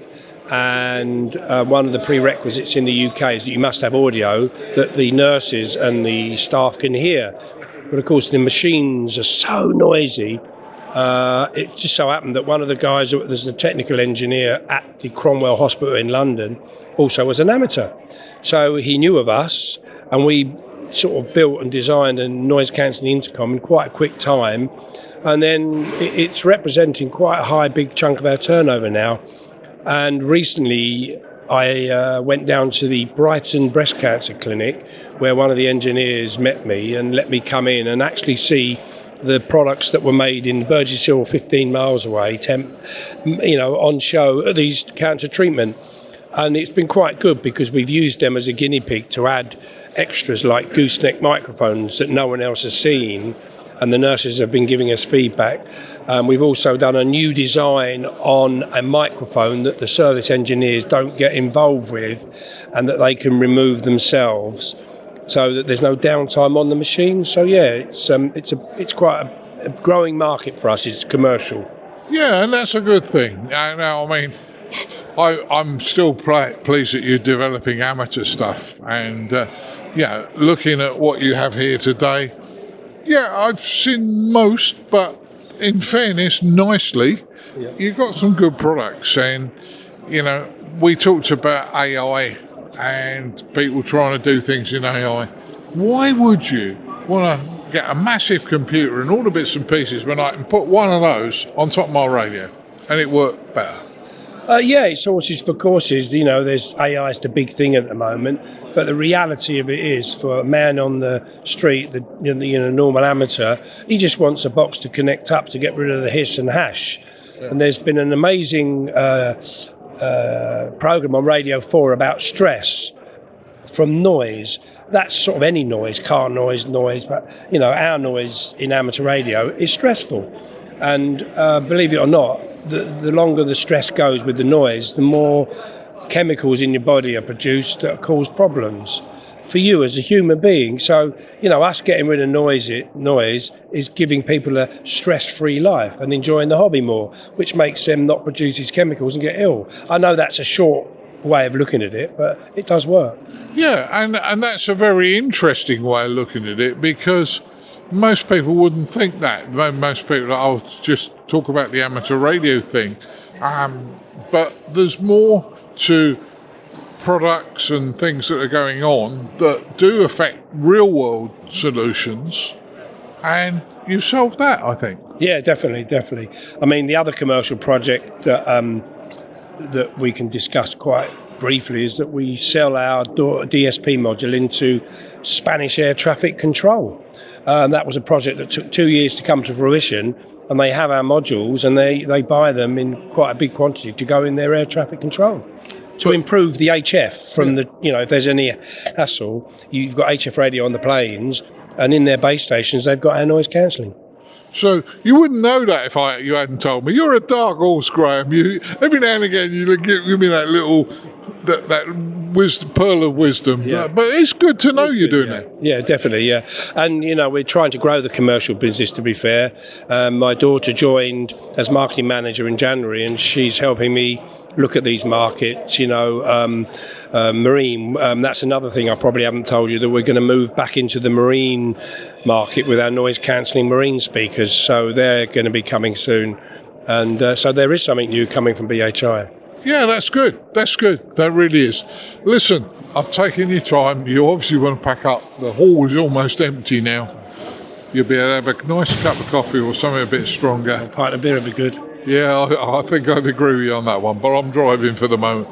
But listen, look after yourself. It's great to talk to you. Yeah. And great to talk to you, Martin, as always, and the boys, of course. Yeah. Don't forget the boys. Oh, I'll forget them.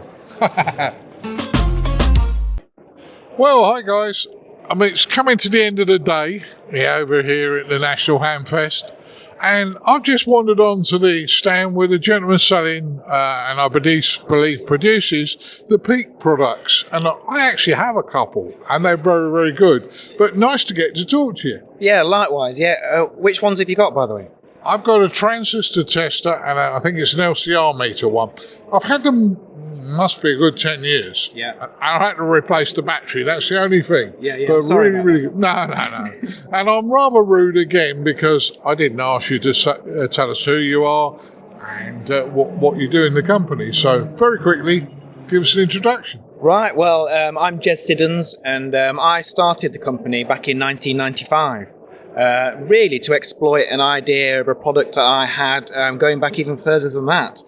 And I really wanted to sort of have a way of producing the products that I had in my head for solving problems that I came across as a hobbyist. So when I was making my own electronics, I wanted something to identify components, to test components, to tell me which lead was which. And so I designed my own first products just for my own use. And I've always wanted to turn that into a product in a company. And so that's really where Peak was born in 1995. Yeah, and the interesting thing is, you're not mega expensive, and they're nice sort of size. It's not you're carrying a massive product around with you. They are portable. They're something you can put in your pocket. Yeah. It's something you can go out with very easy. And the two devices I have worked very, very well for a number of years. Yeah, we've always aimed for something that's really handy and intuitive. You don't want to be going through user guides or manuals or even menus and settings to be able to use it. You just want to do the job that you're doing. You want to plug it in, you want to see the results. And you also want something that you can just grab whenever the occasion occurs that you're doing some design work or you're fault finding something. It's a very, very instant resource to grab and take with you as well. So because it's so tiny. Oh, it certainly is. And I've used mine quite a lot. They come with some nice probes. The little probes are very, very good for, say, measuring transistors or capacitors, inductors. So that's a nice thing as well. And they're not massive, which is good. Yeah, the probes is something we worked very hard on, actually, to get a nice quality probe, but it's universal enough for the tiny parts, even down to surface mount parts and bigger parts. And all of our probes have 2mm plugs and sockets on, so you can remove them, replace them with different types, such as tweezers, sharp prods, crocodile clips, all sorts of variety of probes you can change it for. So it's as flexible as it possibly can be. Yeah. And I know when Mrs. B bought me my pair of kits, I think you were selling them with your carry case, which you've got here. Mine are in carry case, so it's lovely. They don't get damaged when not in use. So, in fairness, if you're going to buy something like this, and this is me making a suggestion to people because I have actually got it, if you're going to buy something like this, make sure you put it in a decent case so it ain't going to get damaged. Yeah, absolutely. And we tend to sell them in pairs of units of the most popular units. So, for example, the carry case with the LCR, which can deal with your inductors, capacitors and resistors, and the DCA instrument, which can deal with semiconductors. They're both the most popular units. So to have those together, handy and protected in its custom carry case, that's something that we did right from the start to make sure that someone's got something to look after these instruments in. Yeah, very, very good. And I see today you've got some interesting other products, little stands which look good. And, in fairness, you're carrying on with new bits and pieces. And the nice thing I noticed was at the front of your stand, you got a box with various components in, so you can actually show people one working. Yeah, we get a lot of these components from this show. So there's various stands doing components and things. And also people will come to us with a component saying, oh, can you test this? And if they able to test it and say, oh, I like that, I'm going to have one of those. Because they don't necessarily realise that these random parts can be identified and verified using really easy to use equipment that will pay for itself in just a few tests when you've got a big bag full of components, for example. It's ideal. So we like to have components that people can literally play with themselves and see what they get, either on the most advanced instrument, on the computer, or the individual handheld devices. They can test it out for themselves, and that's when you see their eyes light up, is when they're actually using it. Yeah. Now, looking behind me, you look as though you've got 6 products that you actually got on the wall, and you're doing a lot of useful test equipment, so I think that's good. Yeah, well, we'd certainly like to have all bases covered as far as the different types and families of components. We've got more products in development as well, so next year we'll be demonstrating some more equipment, and we're always developing, and we're also always developing the existing products, so they've all got software updates to enhance their capabilities, add component types and so on, increase battery life. All sorts of enhancements are always happening. Well, that's good news. Yeah. Now, if somebody wanted to contact you, before I go and hassle your friend Graham, who's along the thing, if people wanted to contact you, how would they contact you? The best way is through our website, pkelec.co.uk. And on that website, you've got contacts for sales, for technical advice.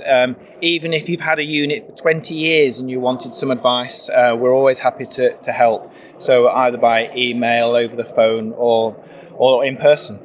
Oh, that sounds great. And you can't ask for much more if you've got a decent website as well. Yeah. So thank you very much for your time. Yeah, it's been great chatting. Yeah, great talking to you, Martin. Thank you very much. Cheers.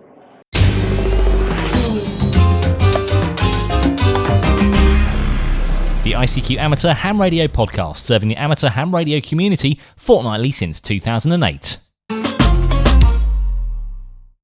So, guys, just before the Hamfest, the UK Hamfest opens, we managed to grab Andy from SDR Play, who's going to be rushed off his feet all day today, aren't you, Andy? Very busy yesterday, actually. Yesterday morning, I didn't know which way was up, but it was pretty busy. I mean, it obviously petered out towards the end of the afternoon, but yesterday morning was very busy.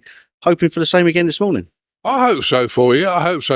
Now, this is a kind of a catch-up from we spoke to you in Friedrichshafen, and I know that you guys are constantly improving and working on things. So it's really a bit of an update on how's it all going. Yeah. So I think in Friedrichshafen, I said rig control was coming. Yeah. It's still coming. We're a lot closer than we were there. We ran into some issues. Quite a learning curve for myself, having never sort of implemented it myself before. So yeah, that's really progressing very well. So we've got a big update that's sort of waiting for that to be done. We've got diversity over the network for the RSP Duo. We've got lots of UI updates for SDR Connect in general. And we are currently working on some apps, Android app and an iOS app, firstly for the NRSP, but then secondly, we're going to be doing one for the software server. So anybody using the server of some kind will be able to use the apps from they'll be on the app stores soon. So that's what we're working on. Yeah, it sounds good. Now, we did an interview with a guy yesterday, and he was, SDR Switch. Okay. We did an interview with a gentleman, and I'm sorry I'm probably there by Colin. Very interesting guy. But he kept mentioning your product. So your product is, you got a smile, your product seems to be the go-to standard a lot of people want to use when they talk about SDR. So that must be a good feeling. It was really interesting yesterday. The number of people were coming up to the stand saying, seeing you guys everywhere. So, that's down to John and the rest of us that are doing postings and stuff and just making awareness, coming to events like this, just allowing people to come and get up close to the products, play with the software, see what the hardware's like, ask questions. So yeah, it's really, really, obviously it gives us a great feeling, but we know that the job's never done. Got to keep pushing, keep improving. And that's what we're looking to do. Yeah, well, I know you guys do improve your software because I've been a user now. I have an RSP1. No, I have a 1A as well, but I have an RSP1, which I must have bought up here 7 years ago. Right. And it still works fine today. It's a lovely, all right, I can't use your modern software. I have to use Uno, but it's nice to see that the new development on what you're doing, you're not just standing still, you're not just brought one product out like that, which is, I think, a good thing. And with other people looking to suggest, say, the gentleman with the SDR Switch saying, oh, well, I put one of your products on, you're thinking, well, you must be doing something right, Andy. Yeah, I mean, I think the product sort of sells itself. Really, if anybody that's kind of used it, that's kind of what we, what we hear. Sometimes people kind of hear that they should be using SDR, but they don't really know how to use it or where to start. So we spend a lot of time sort of just explaining SDR in general. There's other SDRs that are available, so different price points. We're trying to sort of optimize the performance for the price point that we're at for the different models. So it's just a great, the variability of you've got ADSB, you've got marine stuff, you've got all the decoding, the amount that you can do with SDR is just, it's just brilliant. So yeah, it's a great, Swiss Army knife, let's say. Certainly is. Now, this is kind of not SDR play, but it is. When we were in Germany, your son was with us, and he's a superstar. I mean, a YouTube superstar. He makes us look like amateurs, doesn't he? No, he's been doing the content creation for a little while now. He's very intense with it. There's a lot that goes on. It was really nice to kind of see what happens behind the scenes, So he gets really prepared. But he was a great sport. He came in to support us at Friedrichshafen. it kind of blew my mind with people sort of saying, can we have photographs and stuff? But yeah, brilliant to see, brilliant to be part of. But I'm so happy for him the way it's all turned out. Yeah, and he's a nice lad. The other thing is your good lady's not here today. We normally wind her up as well, but no problems. And lastly, John's not with you today. I believe he's not too well, but hopefully he's not very well, but he's sorry, he really wanted to be here. And we miss having him here. I missed not last year. I missed a couple of years ago. Yeah. And you do kind of feel like you're itching to be here, but he'll be back. He'll be back. He designed the set and told me how to set it all up. So he is here. Yeah. He's just not actually here. But yeah, no, he'll be back, I'm sure. I'm sure. And the thing is, you can't do everything. And you guys always have a great stand. And all of you are always pleasurable to talk to, Andy. So I think you've got to kind of do this stuff with a smile on your face. We all enjoy what we're doing. We obviously would like to do things quicker and get stuff out for people. But we are very proud of the hardware and the software that we release.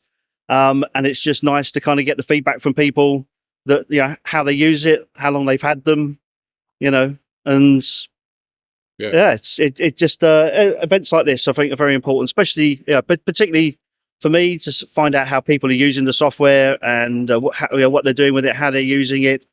Any questions I have. There's so many people came up yesterday and said, why can't I do? And then I go, you can. And they go, great, thanks. And then off they go, and they've expanded their horizons a little bit. Yeah. So it's a great community. Had lots of great chats with people yesterday, different walks of life, different experiences. Yeah. Just a nice, I like doing them. So yeah. Well, that's the important thing, and it's all a hobby.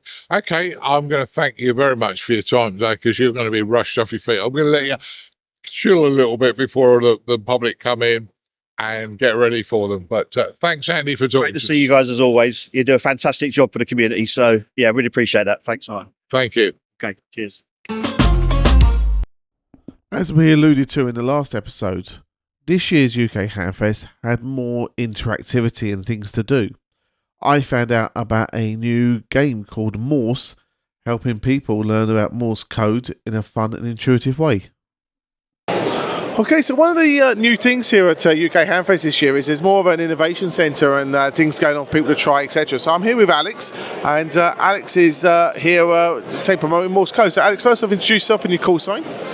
So my name's Alex Johansson. I currently don't have a call sign, but I'm looking at getting my foundation in the next couple of months. And the project is Morse, which is a game that teaches you Morse code. Okay, well, first off, I'm going to tell you now, you'll be fine, you're grand. If you can do Morse code in this game, you're going to be fine for your foundation. Don't panic. If I can pass it, anyone can. So trust me, you'll be okay. So we've got Morse code here. We were talking to the maker guys yesterday about what they're doing with the 3D printing, etc. But this obviously is a great way of interactively getting people interested in Morse and what they're doing. So exactly what is the game that Edmund's playing here? So Morse is a game that teaches you kind of the language of Morse code, and with that you're using dots and dashes to move around a grid. If you've ever played the game Battleships as a board game, it's similar to that. You've got a variety of words and numbers that you've got to enter, and by doing that you move around the grid, and you use those to blow up ships that are advancing from the dark. And it's relatively simple to control, particularly if you have an understanding of Morse code. And I'm really glad to be showing it at the show. It's set up currently with a straight key and a paddle, so you can pick and choose which way you want to control it. Okay, and you're playing against the computer, I take it, on this one here, but could it technically also be a two-player game and play with a friend? So that's definitely one of the things post-launch to consider implementing. I want to do a cooperative mode where you're kind of working together, but I've had a lot of people with me alluding to Battleships to be like, can we compete against each other, which we'll see if I get to that mode at some point. Fantastic. So, we're also going to do a YouTube video, guys, as well, so you can have a look at the actual screen that we're looking at here. But in essence, Edmund's he's listening to code that's coming in. He's putting his dits and his dars stars along the line here, his dots and dashes, and then he's launching a missile at the ship. That'd be a correct way of paraphrasing what's going on here? Yeah. So basically, you've got a grid where there's the ships that are kind of not visible traveling across it. When you shoot artillery on the grid, similar to like the game Battleships, it'll kind of reveal what enemies are in the area. And then that you use that where they are to zero in and blow them up. So you'll enter something like E2 or V1 or something like that to but with Morse code to move around the grid. Yeah. And how many words a minute does this operate at, or can it be set individual to each player's ability? Yes, so it can be, I've got a bunch of kind of calibrated settings, so I really wanted to kind of add all that granular control to this. You can control things like the words per minute, you can change between straight, iambic and side swiper, different telegraph keys, It's and I've even had people come along and plug in their own telegraph keys to play the game with, which has been really fun to watch. Fantastic. So how many words a minute is Edmund set up here for at the moment? That's a great question. We've got the Morse competency exam across the way, so possibly could give that a go afterwards. So Edmund, if we can break your concentration to a second, how many words per minute do you think you're operating at? Not enough. It's because we're not doing words, just letters. It would be very hard to say. Yeah. So, and how are you finding the usability in terms of usability versus accuracy and that sort of thing? Well, it feels a bit different because this key here is a traditional up and down key, whereas I'm more used to using iambic keys like the ones over that side of the picture. But I'm adjusting slowly but surely. Yes, it's good fun, this. I'm not sure I'm doing it right, but it's good fun. Yeah, you're on wave 3, so you're doing well so far. The other thing to mention with the setup is I've implemented an LED rope, which is going up one of the pillars of the venue, which is displaying the dots and dashes that are being outputted from the game. Yep. And from a scalability point of view, is this something that is intended that clubs, etc., could use to help, say, their members be trained, etc.? And I suppose what hardware would that need to run on if that was the case? So, as part of the project, I don't want this game to be the end point for people's engagement with Morse code. If anything, I want the opposite. That in the manual, I've included a bunch of links to things like international clubs or getting involved with parks on the air or things like that. The game can be played with just a mouse or a keyboard, but I have done a tutorial on how to build your own telegraph out of a pair of nail clippers and an old broken mouse. I'd love to. Obviously, it's been fantastic to be kind of guests of the RSGB for this event, and definitely interested in exploring how it could be used to get people involved in Morse code and more broadly ham radio. Yeah. So just on the hardware side, is it Windows, Mac, Linux, Raspberry Pi? What sort of hardware do you need to set this up? So currently, for kind of the initial launch, I'm just going to be doing Windows, but eventually I'm going to kind of move out to kind of cover the other platforms as well. Probably would be kind of Windows, Mac, and Linux to start with, and then probably from there look at doing mobile. But we'll see how we'll see how Windows does first. Exactly. And if a club was interested in finding out more about the project, how would they get in touch with yourself? So if you search online for ALJO Games, you should be able to find and then the phrase Morse game. You should be able to find me on there. Feel free to get in touch. I'm more than happy to kind of for people to have this as an option to get people interested in Morse code and hopefully improve your Morse code skills. Yeah, fantastic. So as I say, you know where to get a hold of Alex to find out more about the game. Certainly, as I say, Edmund's very, very enthralled by it and certainly concentrating very, very hard. You might have trouble here. We might have to physically lift him away for this now. He's certainly enjoying himself as sorting. And as I say, I think it's fantastic. We've started to develop the UK Hamfest now to actually have something that people can do rather than just look at things. And it's I know your stand's been very busy over the last day or so. Yesterday we tried to catch you a couple of times. You were really busy, so obviously a lot of interest by people in this, and we wish you all the best and success with this. Thank you so much. Pops, cool, thanks. As you would expect, all the main UK dealers are at UK Hamfest. One dealer does things slightly differently. Moonraker caught up with Martin to explain about their business and what they do at Hamfest, including the big prize draws. Well, hi guys. I've managed to catch up with Justin here at the Hamfest. Moonraker, Mr. Moonraker these days. That's it. Hi Martin, nice to see you again. How's things? All right? Yeah, we're ducking and diving and keeping out of trouble. And you've had some good fun here. You've been giving away masses. I mean, I've seen people come through the door like locusts and clear your table, but I think you've had fun here today. Hopefully people have been... Yeah, obviously the idea is for us now is obviously as a PR for us to come and obviously meet all our customers, say hello. A lot of them obviously people that we've known a long time, and obviously it's nice for us to be able to give something back to the hobby rather than just take from it. So we obviously do the raffle, which we got behind us, which we'll be doing in shortly. But also we bring XX stock that we have. We've got like 3 warehouses, so we always end up with stuff that we've got. Not necessarily we can't sell, but we got too much of it. So, and obviously with social media, saying that you've got stuff for free, knowing the average amateur, they take full advantage of that, and rightly so. Yeah. Well, as I know, there's still a few items there. There's a few maps, but over the last 2 days, those tables have been totally full.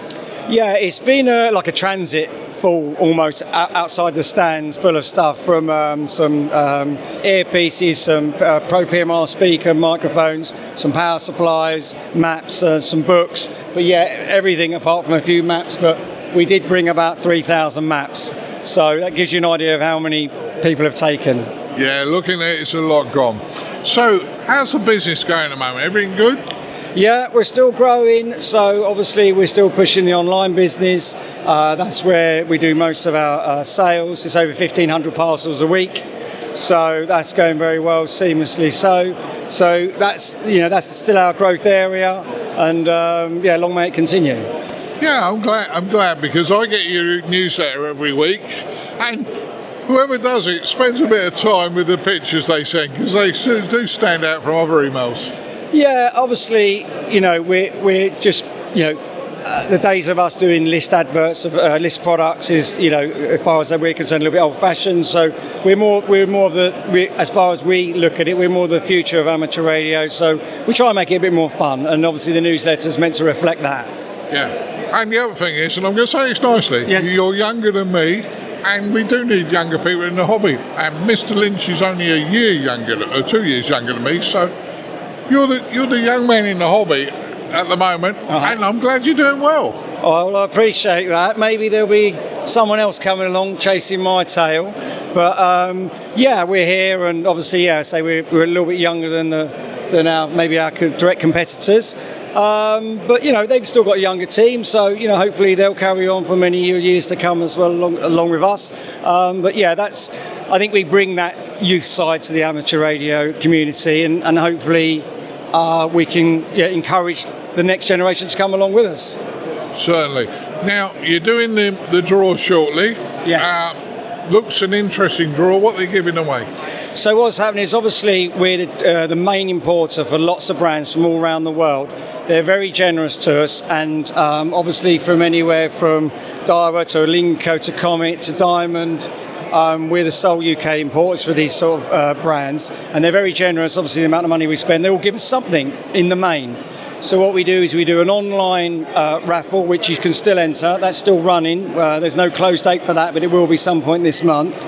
And then for the rally, we bring 2 days worth of raffles. So yesterday was, let's talk about today because yesterday's gone, but we've got power supplies, we've got a rotator, we've got an RM amplifier, we've got an Anytone DMR mobile, FT70, and there's about 10 prizes that we've got to give away today, which we'll do at 2 o'clock. So people can enter the day's raffle, and hopefully, if they're still here, walk away with something. If they're not, then we'll post it on free of charge, obviously. And then the online one is the big one. But we like to come here and then feel like people can engage at the Hamfest and hopefully win something. Which is absolutely brilliant, and I think you're doing really, really well. One last question, and this is more of a personal one. How's Mum and Dad? Yeah, doing very well. I think they're enjoying retirement, if that's what it is. My dad probably wouldn't want to say that he's retired. He occasionally comes in and annoys many of the staff. But he's actually today at Santa Pod racing his Mustang. So he's still, living it for the full life. Yeah. Well, I'd say wish him all the best from me. And what he's probably telling you is a bit like me. Mrs. B says I'm retired. I say I'm between jobs. I expect your dad does the same. Yeah, it sounds about right, Martin. I think so. Yeah. Listen, have a great show. Cheers. Look after yourselves, and we'll hopefully catch up again soon. Absolutely. Thanks, Martin. All the best. Thank you. Whether it's across the pond or over the channel, the ICQ Podcast is international. Herzlich willkommen in Deutschland. Good evening. 73 de España. By amateurs, for amateurs.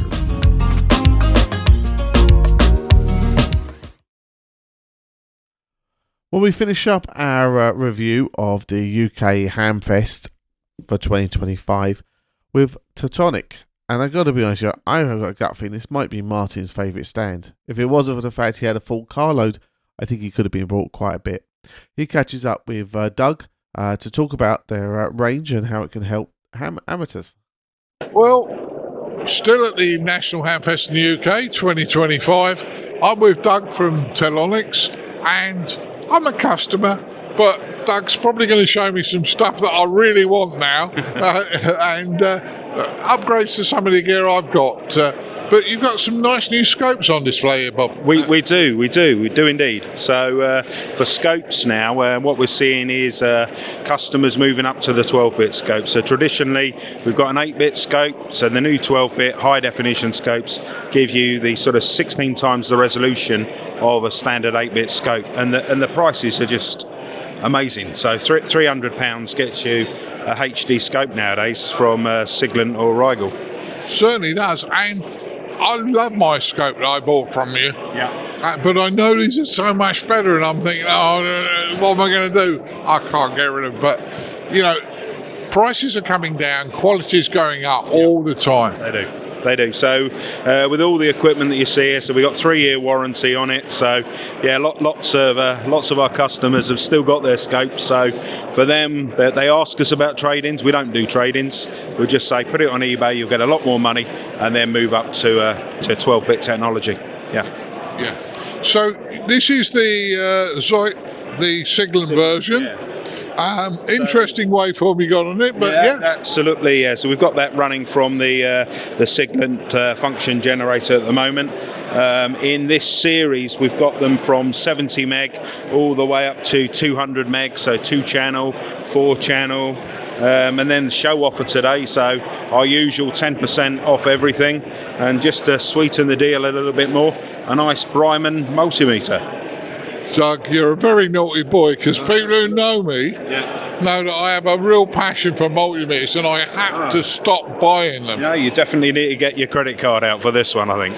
So a nice Bryman. They're always good. It does look good, I'll be honest with you. Yeah. So brilliant stuff. And you say you also sell Rigel stuff as well? We do indeed, yeah. So for us, the ham favourites are Siglent and Rigel, so moving across from the Siglent to the Rigel offering. So again, very, very similar in terms of the technology. So 12-bit HD technology here. So we've got that on the Rigel unit. So they have a nice thin form factor. So what they do is they bring the power supply out of the unit. So we've got here. We've got the separate computer type power supply down there at the back, so that's separate. Another nice thing about this is the HDMI input there, so you can have this on the big screen, and the VESA mounts. So in this collection, they've got the oscilloscopes, they've got the function generators, and they've got the DMM. So you can really sort of free up your bench with the Rigels. They can all be on these sort of VESA arms, and really, really popular. Yeah. Now I haven't thought about this, and I might be totally wrong, but by taking your power supply external, and it's a bit switch mode power supply, that gets rid of some of the noise. So it must. It does. So I mean, I like the idea, so it would remove noise out of the equipment. But nowadays, that most manufacturers have their power supplies in metal casing inside the unit, so it's not really that much of a big problem.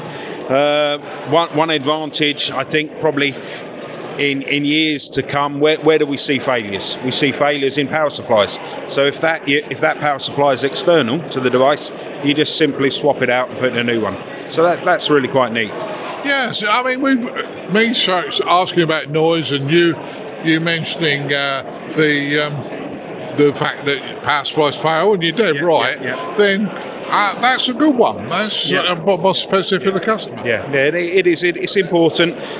Longevity of units. So people want these things to go on and on and on.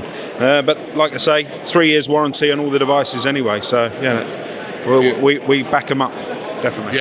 Well, that's good news. What I'm going to say, because we've nearly had half the audience walk in front of the camera while we've been trying to do this. Okay.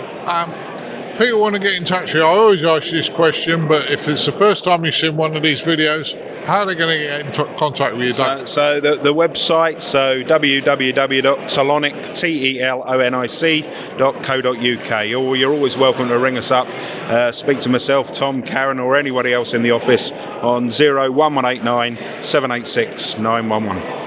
Yeah, and I will say I have 3 devices I bought from Telonic, a scope, a spectrum analyzer, and a function generator, the one behind you. They work very, very well. Fantastic. But it sounds like you need a power supply. I probably do, but not this trip. Not this trip. Thank you very much for your time, Doug. You're very welcome. Well, everybody, I really hope you've enjoyed our roundup of UK Hamfest 2025. Obviously, the same as always, we spoke to lots of people. Hopefully, you found out some great information for you if you wasn't able to be there, or maybe even snuck out a few things that maybe you missed yourself. So hopefully you got some value from this episode. Our monthly subscription donors continue to show us their support and the value in the show, and we would like you to consider us if you found value in today's show by visiting ICQPodcast.com/donate, where what we ask you is take the value you found from the show, turn it into a monetary figure that's important to you, and then send that to us so we can help us pay our way and keep your show advert free. We really would appreciate your very, very kind support. Talking about support, we'd like to thank Chris, Mike 0, Tango Charlie Hotel, Martin, Mike 0, Sierra Golf Lima, Frank, Kilo 4, Foxtrot Mike Hotel, Bill, Whiskey Charlie 3, Bravo, and Leslie, Golf 0, Charlie India Bravo, for their very kind time, donation, and their thoughts, etc. for your news roundtable. So I really do appreciate you guys taking part there. Right, well, I say we're going to wrap up show 466 for you of your ICQ Amateur Radio podcast. We'll be back to our fortnightly schedule. But I say, more importantly, if you missed our special last week, please do check your podcasting apps or wherever you find your ICQ podcast. And I say it'll be there for you for the first part of the roundup from, say, UK Hamfest in Newark, UK. So I really do hope you enjoy that show too. I'm going to bid you guys all 73s and catch you again in a fortnight's time. 73s all.